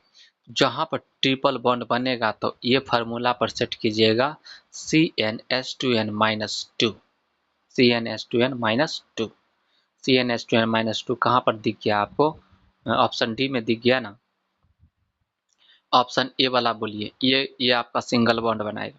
ऑप्शन बी आपका डबल बॉन्ड बनाएगा। ऑप्शन सी, है ना, ऑप्शन सी CnH2n+, ये सिंगल ही का रहेगा लेकिन OH के साथ जुड़ा रहेगा ये, ठीक है ना। लेकिन आपका ऑप्शन डी क्या है, आपका ट्रिपल बॉन्ड के साथ रहेगा। CnH2n-2 आपका ट्रिपल बॉन्ड के साथ जुड़ा रहेगा। त्रिक बंध वाले हाइड्रोकार्बन का सामान्य सूत्र CnH2n-2 होता है। कार्बन एवं हाइड्रोजन से बने यौगिकों को हाइड्रोकार्बन कहा जाता है। त्रिबंध हाइड्रोकार्बन को एल्काइन, एल्काइन, एल्काइन कहते हैं। एल्काइन का प्रमुख सदस्य क्या होता है, नाइट्रोजन। आपका n=1 यौगिक एग्जिस्ट करता ही नहीं करता है। n=2 से क्या करेगा, एग्जिस्ट करेगा। एसिटिलीन से एग्जिस्ट करेगा। और एल्कीन में आपका इथीन से एग्जिस्ट करता है। एसिटिलीन C2H2, एसिटिलीन यहाँ से क्या करता है, C2H2 से एग्जिस्ट करता है, एंड उसके बाद जाएगा, लेकिन उससे पहले नहीं हो जाएगा, ठीक है ना। ठीक है। 35 पीले फास्फोरस कहाँ रखते हैं। पीला फास्फोरस को देख लीजिए, फास्फोरस को पानी में रखते हैं। सोडियम को कहाँ पर रखते हैं, सोडियम को केरोसिन में रखते हैं, है ना।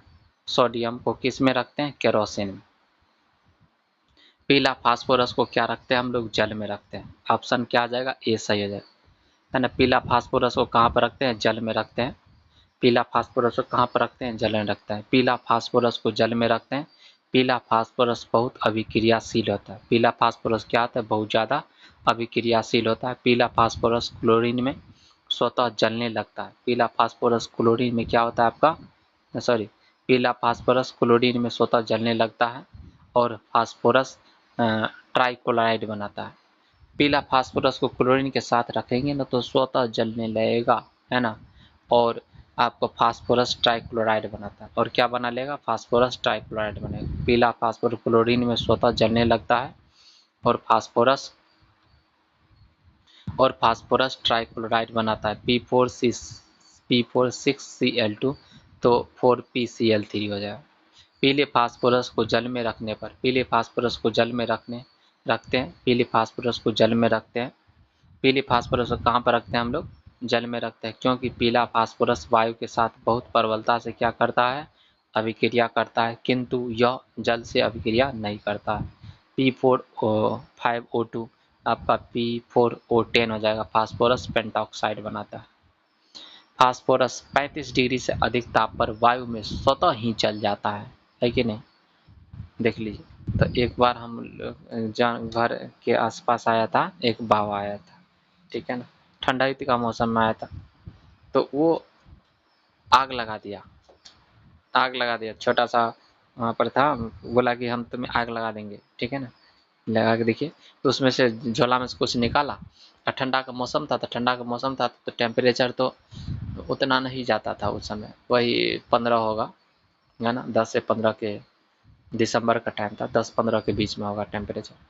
तो क्या किया, उसमें आग नहीं लगा, तो पीला फास्फोरस रख लेता, तो हाथ पर थोड़ा कुछ रख के, जैसे दूभी होता है ना, सूखा हुआ दूभी रख के ऐसे रगड़ा, जिस तरह खैनी चुनाता है उस तरह से रगड़ा, और थोड़ा देर के बाद क्या हो गया, उसमें से धुआं फेंकने लगा, है ना, धुआं फेंकने लगा, सबको दिखा दे, ले हम आग लगा दिए, ठीक है ना, जादू दिखा के सबको ठग ठग लिया। बचपन में उतना पता ही नहीं था कि क्या है नहीं। अभी भी गांव घर में ये फास्फोरस वगैरह ला के गोईठा उईठा पर आग लगा देता है और आदमी को ठग लेता है, ज़्यादातर औरत को ठग लेता है कि नहीं। तो इस प्रकार से तो 35 डिग्री सेल्सियस से जो ही आपका अधिक होगा ना, ताप अधिक, तो वायु में स्वतः ही क्या हो जाएगा, जलने लगेगा। आदमी नहीं ठगाता, औरत तुरंत ठगा जाती है कहीं। अब पढ़ल लिखल जो औरत है वो नहीं ठगाती। अगला है लाल फास्फोरस कम क्रियाशील होता है। लाल फास्फोरस क्या होता है, कम क्रियाशील होता है। दिया सलाई में इसका उपयोग किया जाता है। जो लाल फास्फोरस होता है कम क्रियाशील होता है, इसका दिया सलाई में उपयोग किया जाता है। दिया सलाई में इसका उपयोग किया जाता है किसका, लाल फास्फोरस का। फास्फोरस की परमाणु संख्या 15। फास्फोरस की परमाणु संख्या कितना होता है, 15। 15 कितना होता है, फास्फोरस का होता है 15 होता है। इसका द्रव्यमान संख्या कितना होता है, 31 होता है। 15वें वर्ग का तत्व है फास्फोरस। आपका किस वर्ग के तत्व है, 15वें वर्ग का तत्व है, 5।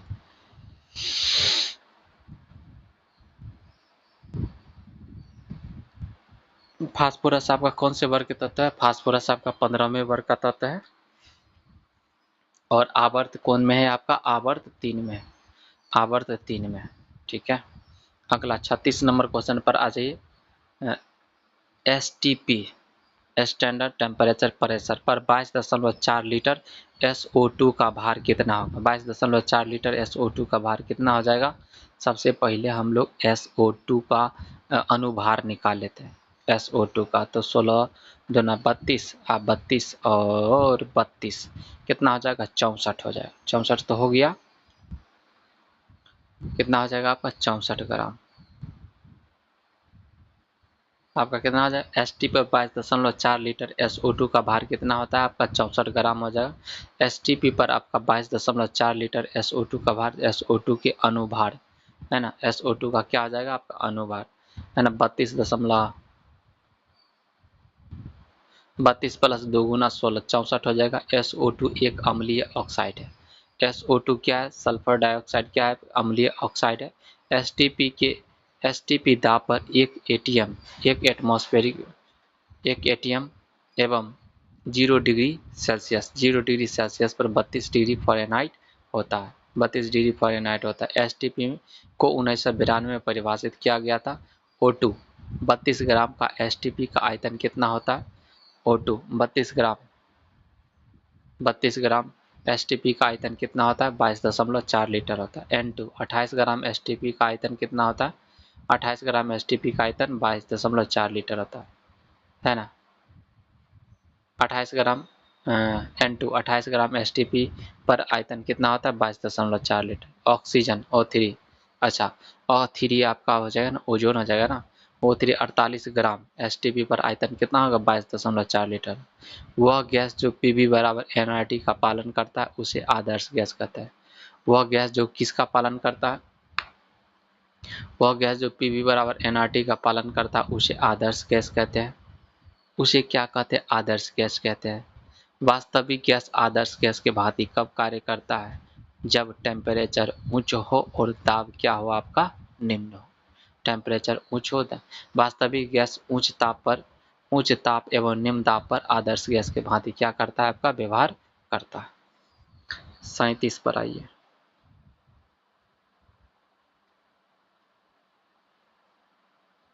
37 नंबर क्वेश्चन क्या है, 4 kg व 9 kg द्रव्यमान के दो पिंडों की गतिज ऊर्जाएं समान है।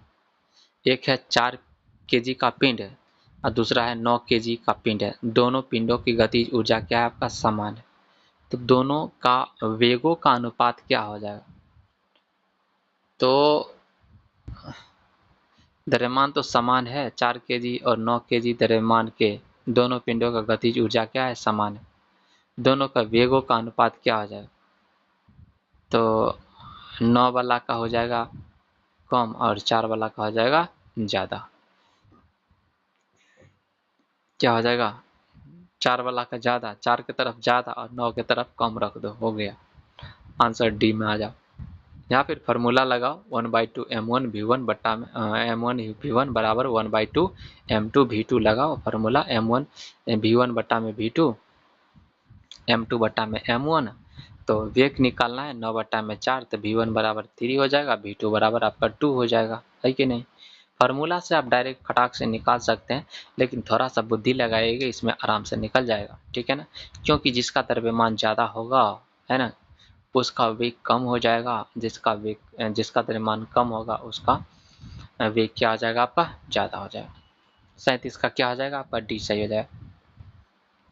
4 kg और 9 kg द्रव्यमान के दो पिंडों की गतिज ऊर्जाएं समान है तो उनके वेगों का अनुपात चाहे 3:2 हो जाएगा। 1/2 m1 v1 स्क्वायर बराबर 1/2 m2 v2 m2 v1 का स्क्वायर हो जाएगा, m2 v2 का स्क्वायर बोल दीजिए, m2 v2 का स्क्वायर हो जाएगा। v1 बट्टा में v2 बराबर m2 बट्टा में m1, 4 बट्टा में 9 हो जाएगा। v1 बट्टा v2 क्या आ जाएगा, 3 बट्टा में 2 हो जाएगा। यदि दो वस्तुओं का संवेग समान हो तो, यदि दो वस्तुओं का जो संवेग है ना समान हो तो जिस वस्तु का द्रव्यमान कम होगा, यदि दो वस्तुओं का संवेग क्या हो, आपका समान हो तो जिस वस्तु का द्रव्यमान कम होगा, जिस वस्तु का क्या हो जाएगा, द्रव्यमान कम होगा, उसका गतिज ऊर्जा क्या हो जाएगी, अधिक होगी। और जिस वस्तु का द्रव्यमान ज़्यादा होगा उसकी गतिज ऊर्जा क्या होगी, आपका कम होगी। यदि दो वस्तुओं की गतिज ऊर्जा समान हो, यदि दो वस्तुओं की गतिज ऊर्जा क्या हो, आपका समान हो, तो जिस वस्तु का द्रव्यमान अधिक होगा उसका संवेग भी क्या हो जाएगा, उसका संवेग भी आपका अधिक होगा। संवेग के दो गुना होने पर गतिज ऊर्जा 4 गुना था। संवेग आपका 2 गुना होगा, गतिज ऊर्जा आपकी ऐसे 4 गुना हो जाएगा। संवेग के 2 गुना होने पर गतिज ऊर्जा कितना गुना होता है, 4 गुना। संवेग के 2 गुना होने पर गतिज ऊर्जा कितना गुना होता है, 4 गुना हो जाता है। गतिज ऊर्जा के 2 गुना होने पर, है ना, देखिए संवेग के 2 गुना होने पर गतिज ऊर्जा 4 गुना हो जाता है और गतिज ऊर्जा के 2 गुना होने पर संवेग आपका √2 गुना हो जाता है। संवेग अगर जो 2 गुना होगा ना तो गतिज ऊर्जा आपका 4 गुना हो जाएगा और गतिज ऊर्जा 4 गुना हो जाएगा तो संवेग आपका √2 गुना हो जाता है, ठीक है, याद हुआ। संवेग अगर दोनों 2 गुना होगा तो गतिज ऊर्जा आपका 4 गुना होगा। संवेग आपका 2 गुना होगा ना तो गतिज ऊर्जा कितना गुना होगा, 4 गुना हो जाएगा। और गतिज ऊर्जा आपका 2 गुना होगा तो संवेग आपका √2 गुना हो जाएगा। संवेग के 20% बढ़ने पर गतिज ऊर्जा आपका 40% बढ़ जाएगा। संवेग आपका बढ़ेगा 20% तो गतिज ऊर्जा बढ़ेगा आपका 40%, है ना।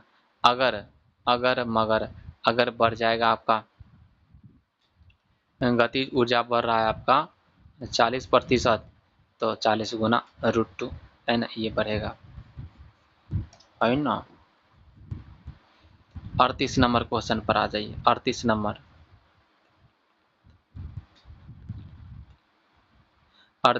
क्वेश्चन पर आ जाइए। साधारण दोलन की आवृत्ति एफ हर्ज है। साधारण दोलन की क्या आवृत्ति क्या है, आपका एफ हर्ज है। 2 मिनट में दोलन करेगा, कितना करेगा। देख लीजिए जो आवृत्ति होता है ना आवर्तकाल के क्या होता है, व्युत्क्रमानुपाती होता है। आवृत्ति आवर्तकाल के क्या होता है, व्युत्क्रमानुपाती होता है। तो साधारण लोलक की जो आवृत्ति है एफ हर्ज है। 2 मिनट में दोलक 120 एफ बार क्या करेगा, दोलन करेगा। 1 सेकंड में दोलक की संख्या एफ हो जाएगा, तो 120 सेकंड में दोलक की संख्या क्या हो जाएगा, 120 एफ हो जाएगा। बस इतने में कुछ नहीं करना है। साधारण दोलक की जो आवृत्ति है आपका एफ हर्ज है। कितना है, एफ हर्ज है, एफ हर्ज है। 2 मिनट में दोलक दोलन करेगा, कितना करेगा, 120 एफ बार करेगा, 120 एफ बार करेगा। साधारण लोलक की जो आवृत्ति है ना, आपका आंसर क्या आ जाएगा, 38 का डी सही हो जाएगा। साधारण लोलक की आवृत्ति एफ हर्ज है। 2 मिनट में लोलक 120 एफ बार क्या करेगा, दोलन करेगा। 1 सेकंड में दोलन का जो संख्या है आपका एफ है। 120 सेकंड में दोलन की संख्या क्या आ जाएगा, 120 एफ हो जाएगा। आवृत्ति प्रति सेकंड के लिए दोलन की संख्या, आवृत्ति प्रति सेकंड किए गए दोलन की संख्या कहते हैं, है ना। आवृत्ति प्रति सेकंड किए गए दोलन की संख्या को कहते हैं। आवृत्ति बराबर क्या आ जाए, आवृत्ति किसके व्युत्क्रमानुपाती होता है, आवृत्ति आपका आवर्तकाल के व्युत्क्रमानुपाती होता है। आवृत्ति बराबर 1/t होता है। आवृत्ति क्या होता है, आवर्तकाल के व्युत्क्रमानुपाती होता है। आवृत्ति आपका आवर्तकाल के क्या होता है, व्युत्क्रमानुपाती होता है। आवृत्ति बराबर क्या होता है, 1/t होता है। इसकी मात्रक सेकंड प्रति सेकंड या हर्ज होता है ना।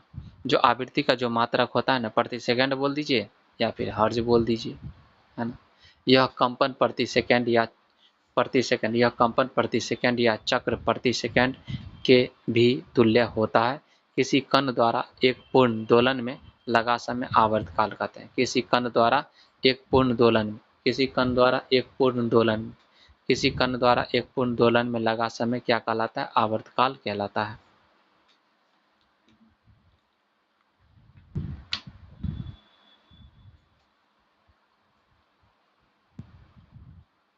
किसी कण द्वारा एक पूर्ण दोलन में लगा समय, क्या कहता है, आवर्तकाल कहता है। किसी कण द्वारा एक पूर्ण दोलन में लगा समय क्या कहलाता है, आवर्तकाल कहलाता है।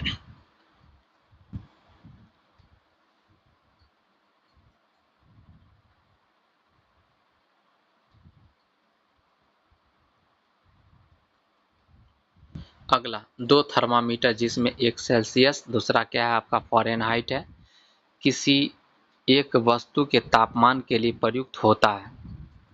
तो रीडिंग आपका डिग्री सेल्सियस या फ़ारेनहाइट में हो, तो रीडिंग आपका डिग्री सेल्सियस और फ़ारेनहाइट में होगा तो क्या आ जाएगा, डिग्री सेल्सियस और फ़ारेनहाइट में होगा तो क्या होगा, बोलिए। पहला ऑप्शन है दो थर्मामीटर, एक सेल्सियस तथा दूसरा फ़ारेनहाइट। एक सेल्सियस दूसरा क्या, फ़ारेनहाइट। किसी एक वस्तु के तापमान के लिए प्रयुक्त होता है, तो रीडिंग डिग्री सेल्सियस और फ़ारेनहाइट में होता है। डिग्री सेल्सियस फ़ारेनहाइट में होता है तो क्या होगा, बोलिए क्या होगा। तो आपका एक बात बताई ना है कि जो है ना, तो आपका आंसर क्या हो जाएगा सही। देखिए, एक ऐसा टेम्परेचर होता है ना जहाँ पर डिग्री सेल्सियस और फ़ारेनहाइट दोनों बराबर हो जाता है। डिग्री सेल्सियस और फ़ारेनहाइट क्या हो जाता है, दोनों बराबर होता है। और फ़ारेनहाइट आपका किससे बड़ा हो सकता है, किससे बराबर हो सकता है, बराबर और बड़ा भी हो सकता है। केल्विन और आपका डिग्री सेल्सियस से फ़ारेनहाइट बड़ा हो सकता है या बराबर हो सकता है। लेकिन एक बात पता है कि -40 डिग्री सेल्सियस पर डिग्री सेल्सियस और फ़ारेनहाइट क्या होता है आपका, दोनों बराबर हो जाता है ना, -40 डिग्री सेल्सियस। इस प्रकार से हम लोग ऑप्शन डी के तरफ क्या करेंगे, बढ़ जाएंगे। 2 थर्मामीटर, एक सेल्सियस और दूसरा फ़ारेनहाइट में है, तो आपका एक सेल्सियस दूसरा क्या आपका फ़ारेनहाइट में, दूसरा क्या आपका फ़ारेनहाइट में। तो 2 थर्मामीटर, एक सेल्सियस दूसरा फ़ारेनहाइट में किसी एक वस्तु के तापमान के लिए आपका प्रयुक्त होता है। यदि रीडिंग डिग्री सेल्सियस या फ़ारेनहाइट में है तो आपका डिग्री फ़ारेनहाइट और डिग्री सेल्सियस ये बराबर भी हो सकता है। फ़ारेनहाइट डिग्री सेल्सियस से आपका ज़्यादा होता है, ठीक है ना, होता भी है इसे जनरली, और आपका फ़ारेनहाइट डिग्री सेल्सियस से कम भी होता है कि नहीं? कम भी हो सकता है, बराबर भी हो सकता है, बड़ा भी हो सकता है ना? और आपका डिग्री सेल्सियस और फ़ारेनहाइट आपका -40 डिग्री पर क्या होता है, दोनों बराबर होता है। तो इस प्रकार से हम लोग किसके तरफ बढ़ेंगे, ऑप्शन डी की तरफ बढ़ेंगे। किसके तरफ, ऑप्शन डी की तरफ। लेकिन आप देख लीजिए फ़ारेनहाइट डिग्री सेल्सियस से छोटा किस कंडीशन में होगा, जैसे कि अगर बॉडी टेम्परेचर की बात करते हैं तो 37 डिग्री सेल्सियस होता है, फ़ारेनहाइट आपका 98.6 फ़ारेनहाइट होता है। तो यहाँ पर तो फ़ारेनहाइट बड़ा हो गया ना, और 37 डिग्री सेल्सियस छोटा हो गया ना। और फ़ारेनहाइट कब बड़ा हो जाएगा और डिग्री सेल्सियस छोटा हो जाएगा, बोलिए कब हो जाएगा? जैसे -50 डिग्री सेल्सियस तथा -58, -50 डिग्री सेल्सियस, -50 डिग्री सेल्सियस तथा -58 डिग्री फ़ारेनहाइट, है ना? तो माइनस सेल्सियस क्या आ जाएगा, बड़ा हो गया, और आपका फ़ारेनहाइट क्या हो गया, आपका छोटा हो गया। -58 डिग्री फ़ारेनहाइट छोटा हो गया, 50 -50 डिग्री सेल्सियस क्या हो जाएगा, आपका बड़ा हो गया। तो इस प्रकार से हम लोग बोल सकते हैं जो फ़ारेनहाइट होता है ना, तो आपका डिग्री सेल्सियस से बड़ा भी हो सकता है और क्या हो सकता है, बराबर भी हो सकता है, केल्विन और सेल्सियस दोनों से, है कि नहीं? और बराबर कितना होता है, -40 डिग्री सेल्सियस। ऊष्मा की प्रवाह की दिशा बताने वाला कारक क्या कहलाता है, तापमान। ऊष्मा की प्रवाह की दिशा को बताने वाला कारक क्या कहलाता है, तापमान कहलाता है। तापमान के मुख्य रूप में 5 स्केल होता है। तापमान का मुख्यतः कितना स्केल होता है, 5 स्केल होता है। डिग्री सेल्सियस होता है, डिग्री फ़ारेनहाइट होता है, केल्विन होता है, रोमर होता है और रैंकिंग, रोमर एवं रैंकिंग भी होता है। ठीक है ना? रैंकिंग का ज़्यादा प्रयोग नहीं होता। Rn-332 ना Rn-492 बट्टा में 180 होता है। रैंकिंग का क्या होता है आपका, Rn-492, Rn- क्या आ जाएगा, 492 बट्टा में 180। डिग्री सेल्सियस के लिए आप जानते होंगे C बट्टा में 180, है ना? फ़ारेनहाइट के लिए F-32 बट्टा में 180 और C बट्टा में 100 हो जाएगा। डिग्री सेल्सियस का रेंज होता है आपका 0 से 100 के बीच में होता है, तो C बट्टा में 100 हो जाएगा। फ़ारेनहाइट का जो रेंज होता है 32 से 212 होता है, 180 हो जाता है। केल्विन का K-273 बट्टा में 100, रोमर का R बट्टा में क्या आ जाएगा, 80 हो जाएगा। इस प्रकार से वह तापमान जिस पर सभी गैसें की गति शून्य हो जाती है, उसको शून्य हो जाती है तथा आयतन भी शून्य हो जाती है, उसको परम शून्य तापमान कहते हैं। वह टेम्परेचर जहाँ पर सब कुछ शून्य हो जाएगा उसको क्या कहते हैं, परम शून्य तापमान कहते हैं। क्या कहते हैं, परम शून्य तापमान कहते हैं। 40 नंबर क्वेश्चन पर आ जाइए। प्रकाश के वेग का क्रम कांच, हीरा, जल में किस में ज्यादा हो जाए? तो याद रखना एक बात, जिसका अपवर्तनांक कम उसमें प्रकाश की चाल ज़्यादा, जिसका अपवर्तनांक ज़्यादा उसमें प्रकाश की चाल कम।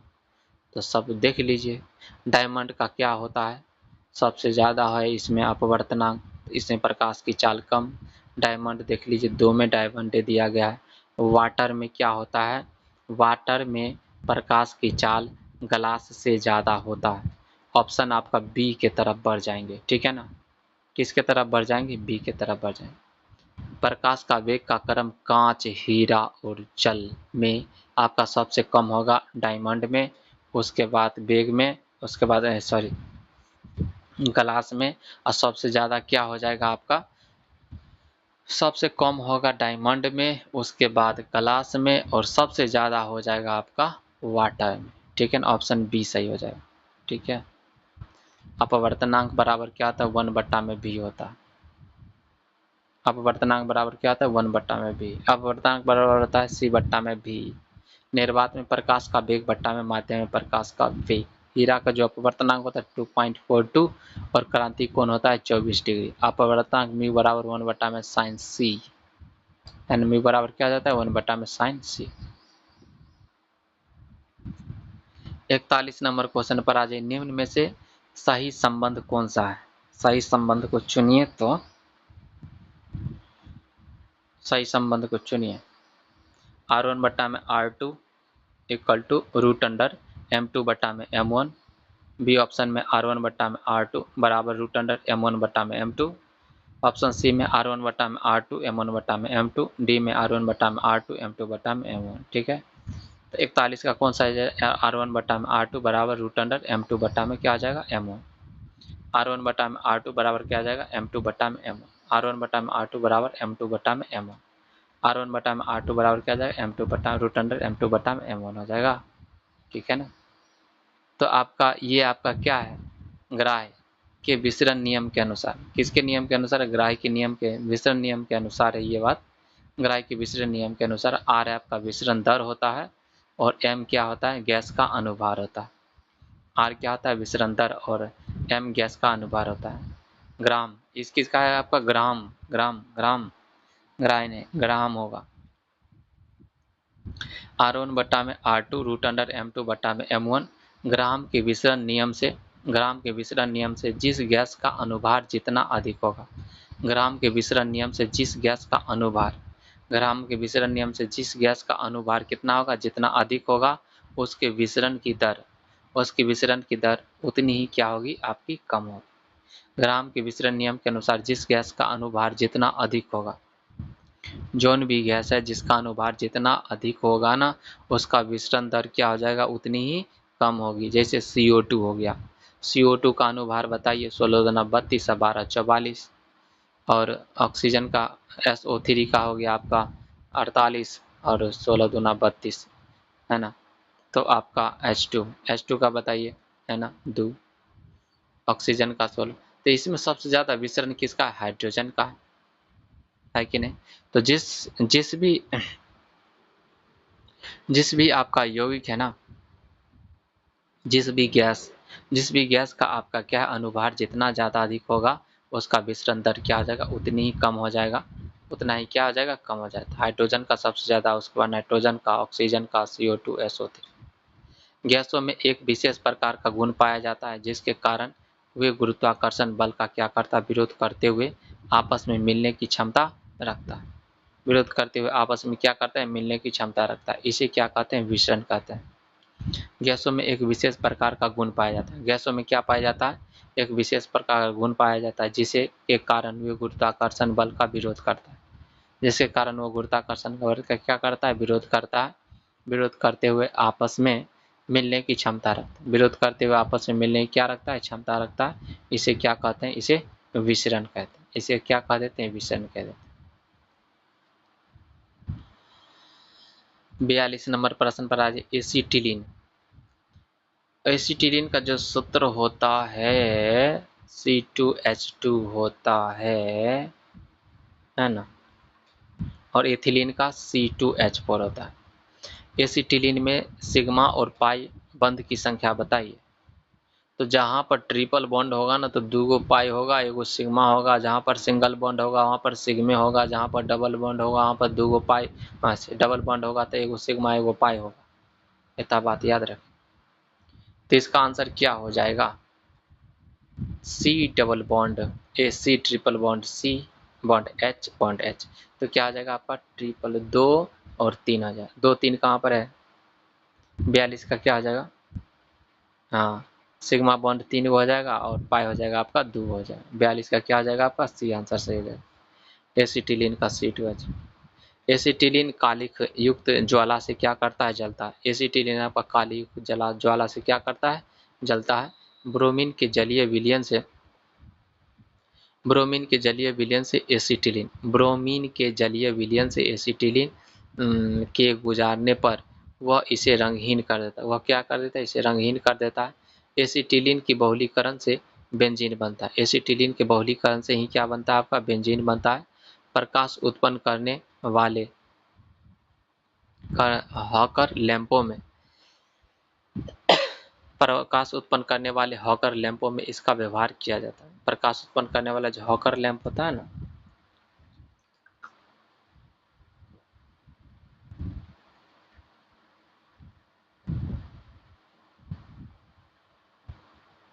उसमें एसिटिलीन का प्रयोग किया जाता है।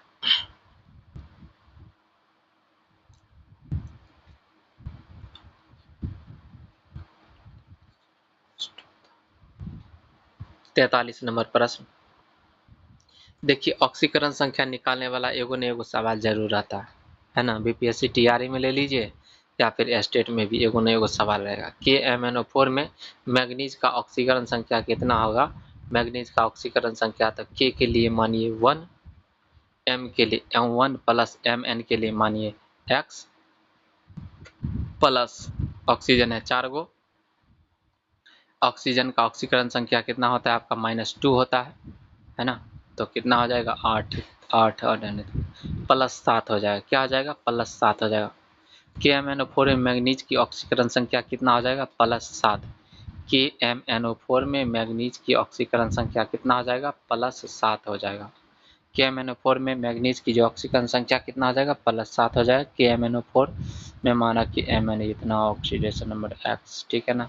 धातु ऑक्साइड, धातु हाइड्राइडो में हाइड्रोजन का ऑक्सीकरण संख्या कितना होता है 1 होता है। देख लीजिए हाइड्रोजन एक +1 भी होता है 1 होता है, दोनों होता है। पेरोक्साइड में ऑक्सीकरण संख्या का मान कितना होता है -1। पेरोक्साइड में ऑक्सीजन का जो ऑक्सीडेशन नंबर होता है -1 होता है। और धातु हाइड्रोक्साइडो में हाइड्रोजन का ऑक्सीकरण संख्या -1 होता है। धातु जो हाइड्रोक्साइड है ना उसमें हाइड्रोजन की ऑक्सीकरण संख्या कितना होता है -1 होता है। पेरोक्साइड में ऑक्सीकरण संख्या कितना होता है -1 होता है।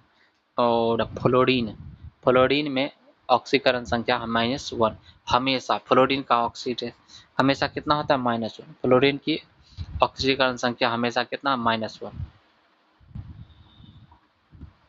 जो फ्लोरीन है ना फ्लोरीन की ऑक्सीकरण संख्या हमेशा कितना होता है -1। फ्लोरीन की ऑक्सीकरण संख्या पहले हमेशा क्या होता है -1। फ्लोरीन की ऑक्सीकरण संख्या क्या होता है हमेशा -1 होता है। फ्लोरीन की ऑक्सीकरण संख्या माइनस क्या होता है हमेशा। फ्लोरीन की ऑक्सीकरण संख्या -1 हमेशा होता है।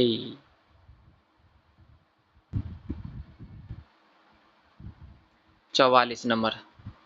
निम्नलिखित में से कौन उपधातु है। उपधातु बोलिए, उपधातु कौन है। Sodium, aluminium, arsenic, sulphur. सबको पता है उपधातु कौन कौन है, बताइए कौन कौन है। हीलियम, नियॉन, आर्गन, क्रिप्टन, जेनर, रेडन, है ना। ये गलत गलत गलत, ये तो अक्रिय गैस है। Helium, neon, argon, krypton, xenon ये सब अक्रिय गैस है। उपधातु में कौन सा आ जाएगा, है ना। उपधातु में कौन सा आ जाएगा, सेमीकंडक्टर में कौन सा आ जाएगा आपका बोरोन आ जाएगा, सिलिकॉन हो जाएगा, जर्मेनियम होगा, आर्सेनिक हो जाएगा, एंटीमनी हो जाएगा, टेलुरियम हो जाएगा, पोलोनियम हो जाएगा। तो ये सब हो जाएगा तो आपका आर्सेनिक हो जाएगा। कौन हो जाएगा आपका आर्सेनिक हो जाएगा, ठीक है। सोडियम आपका धातु है, एल्युमिनियम भी धातु है, आर्सेनिक आपका धातु है ना। आर्सेनिक को किसे डिनोट किया जाता है बोलिए। आर्सेनिक को AS से डिनोट किया जाता है, ठीक है ना। और सल्फर ये आपका है अधातु है।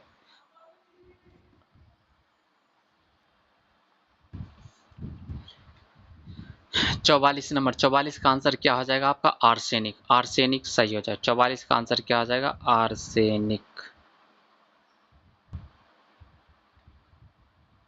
44 का आंसर क्या आ जाएगा आपका आर्सेनिक।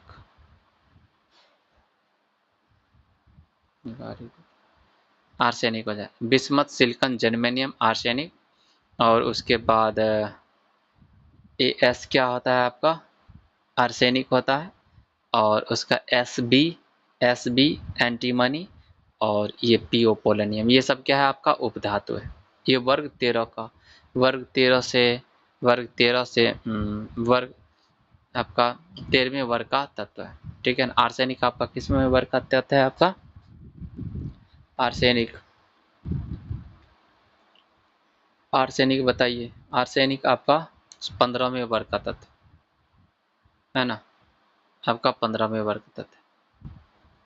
और आपका बोरोन क्या है आपका 13वें वर्ग का, सिलिकॉन आपका 14वें वर्ग का, और आर्सेनिक 15वें वर्ग का, टेल्यूरियम और पोलोनियम आपका 16वें वर्ग का, ठीक है ना। 45 नंबर क्वेश्चन पर आ जाइए। एल्युमिनियम का परमाणु क्रमांक का मूल अवस्था में सभी इलेक्ट्रॉनिक विन्यास क्या हो जाएगा? एल्युमिनियम का क्या हो जाएगा मूल अवस्था में? 2 8 2 1 2 8 2 8 3 क्या हो जाएगा आपका? 2 8 3 हो जाएगा। क्या हो जाएगा? 45 का ए सही हो जाएगा। 45 क्या हो जाएगा आपका? ए सही हो जाएगा। 45 क्या हो जाएगा? ए सही हो जाएगा।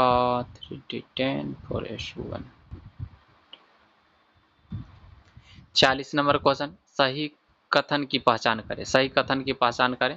पहला है स्थैतिक घर्षण संपर्क के क्षेत्र पर निर्भर करता है। स्थैतिक घर्षण किस पर निर्भर करता है बताइए? स्थैतिक घर्षण संपर्क के क्षेत्र पर क्या करता है? निर्भर करता है। स्थैतिक घर्षण संपर्क के क्षेत्र पर गतिज घर्षण संपर्क के क्षेत्र पर निर्भर करता है। ऑप्शन सी में स्थैतिक घर्षण गुणांक तलों के संपर्क पर निर्भर नहीं करता है। स्थैतिक घर्षण गुणांक तलों के संपर्क पर निर्भर नहीं करता है। ऑप्शन डी है गतिज घर्षण गुणांक। गतिज घर्षण गुणांक स्थैतिक घर्षण गुणांक से क्या होता है? कम होता है। जो गतिज घर्षण गुणांक होता है ना, स्थैतिक घर्षण गुणांक से क्या होता है आपका? कम होता है। सबसे ज्यादा आपका स्थैतिक घर्षण गुणांक होता है, ठीक है ना, उससे कम होता है गतिज घर्षण गुणांक, है ना। तो आपका क्या हो जाएगा? घर्षण गुणांक आपका घर्षण बल बटा में अभिलंबत बल होता है, ठीक है ना। और घर्षण गुणांक का मान होता है आपका 0 से 1 के बीच में। घर्षण गुणांक का मान कितना होता है? 1 से 0 के बीच में होता है। घर्षण गुणांक का केवल परिमाण होता है, इसका कोई मात्रक नहीं होता। घर्षण गुणांक का केवल परिमाण होता है, इसका कोई मात्रक नहीं होता। घर्षण गुणांक का केवल परिमाण होता है, इसका कोई मात्रक नहीं होता। घर्षण बल सतह के प्रकृति पर निर्भर करता है। घर्षण बल आपका सतह की प्रकृति पर निर्भर करता है। घर्षण बल किस पर निर्भर करता है? सतह की प्रकृति पर निर्भर करता है। यह बल वस्तु के गति यह बल वस्तु की गति यह बल वस्तु के गति के विपरीत कार्य करता है। यह बल वस्तु के गति के विपरीत कार्य करता है। यह दो वस्तुओं के संपर्क तल पर लगता है। यह दो वस्तुओं के संपर्क तल पर लगता है। घर्षण बल कब लगता है? यह दो वस्तुओं के संपर्क तल पर लगता है। 47 नंबर क्वेश्चन पर आ जाइए। निर्वात में किसी पिंड के स्वतंत्रता पूर्वक गिरने पर की घटना निम्न में से किस प्रकार का प्रकरण है? एक समान वेग, एक समान त्वरण, असमान त्वरण, असमान वेग। एकदम आपका क्या जाएगा? एक समान त्वरण होगा। अगर निर्वात में कोई भी वस्तु को गिराइएगा, चार गो वस्तु को एक साथ गिरा लीजिए, सबका एक समान त्वरण है। सब एक ही साथ गिरेगा तो एक ही साथ गिरेगा, ठीक है ना। निर्वात में किसी वस्तु का गिरना एक समान त्वरण से गति का क्या है? प्रकरण है। यदि वस्तु को निश्चित ऊंचाई से गिराई जाती है तो महत्तम ऊंचाई पर वेग का मान क्या हो जाता है? शून्य होता है। महत्तम ऊंचाई पर वेग का मान क्या हो जाता है? महत्तम ऊंचाई पर वेग का मान आपका क्या हो जाता है? आपका शून्य हो जाता है। जैसे वस्तु पृथ्वी की ओर बढ़ती है, जैसे वस्तु पृथ्वी की ओर क्या करती है? बढ़ती है, वेग का मान क्या करता है? बढ़ने लगता है। पृथ्वी से टकराने के समय वस्तु का वेग क्या होता है? आपका महत्तम होता है। वस्तु का वेग क्या होता है? महत्तम होता है। वस्तु के ऊंचाई से गिरने में गुरुत्वीय त्वरण नियत रहता है ना। वस्तु के ऊंचाई से गिरने पर गुरुत्वीय त्वरण नियत रहता है। गुरुत्वीय त्वरण का मान 9.8 मीटर पर सेकेंड स्क्वायर या 10 मान लेते हैं हम लोग। गुरुत्वीय त्वरण का मान ध्रुव पर क्या होता है? आपका महत्तम होता है। गुरुत्वीय त्वरण का मान ध्रुव पर क्या होता है? सबसे ज्यादा होता है। 48 नंबर, एक तार का प्रतिरोध 10 ओम है। एक तार का जो प्रतिरोध है कितना है? 10 ओम है। उसकी लंबाई को खींचकर 10% वृद्धि कर दी जाती है तो इसका नया प्रतिरोध क्या होगा? ठीक है ना, नया प्रतिरोध क्या हो जाएगा बताइए। तो देखिए, जो तार का जो प्रतिरोध 10 ओम है तो नया प्रतिरोध क्या हो जाएगा? आपका बढ़ जाएगा। तो प्रतिरोध जो होता है ना, लंबाई पर क्या करता है? निर्भर करता है। प्रतिरोध किस पर निर्भर करता है? लंबाई पर निर्भर करता है। तो 48 का क्या हो जाएगा? 12 ओम हो जाएगा। क्या हो जाएगा? 48 ओम में 12 ओम हो जाएगा। क्या हो जाएगा? 12 ओम हो जाएगा। 12 ओम बढ़िए जाएगा ना, 12 ओम हो जाएगा। एक तार का प्रतिरोध 10 ओम है, जिसकी लंबाई खींचकर 10% वृद्धि कर दी जाती है तो उसका नया प्रतिरोध 12 ओम होगा। चूंकि आर समानुपाती आई स्क्वायर होता है। यदि लंबाई को 10% बढ़ा दिया जाए तो प्रतिरोध लगभग 20% बढ़ेगा। प्रतिरोध लगभग कितना बढ़ेगा आपका 20% क्या करता है बढ़ जाएगा, है ना, लगभग कितना बढ़ जाएगा 20%। आर बराबर क्या होता है आर प्लस आर क्या हो जाएगा आपका 20%, 10% अगर बढ़ा है 10 ओम है, 10 ओम है, 10 ओम है और 10% बढ़ा रहे हैं, 10% बढ़ा रहे हैं, इसका क्या मतलब हो जाएगा आपका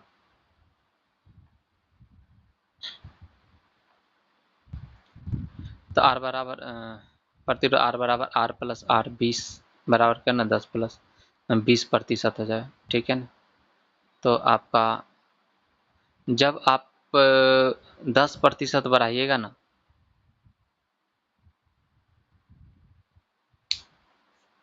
तो 20% बढ़ेगा, ठीक है ना। तो आर आपका एल स्क्वायर की क्या होता है समानुपाती होता है, आर आपका एल स्क्वायर की क्या होता है आपका समानुपाती होता है। यदि लंबाई को 10% बढ़ा दिया जाए तो दुगुना क्या करता है बढ़ता है, लंबाई को 10% बढ़ाएंगे ना तो प्रतिरोध कितना प्रतिशत बढ़ता है आपका प्रतिरोध 20% बढ़ता है, ये बात याद रखें। अगर 15% बढ़ाएंगे तो प्रतिरोध आपका 30% बढ़ेगा। तो प्रतिरोध को अगर लंबाई को आपको बढ़ाते हैं 10% बढ़ाते हैं तो 20% बढ़ेगा, तो 10 प्लस 20/100 गुना 10 बराबर कितना हो जाएगा आपका 12, 20%, है ना। 10 प्लस 10 का 20%,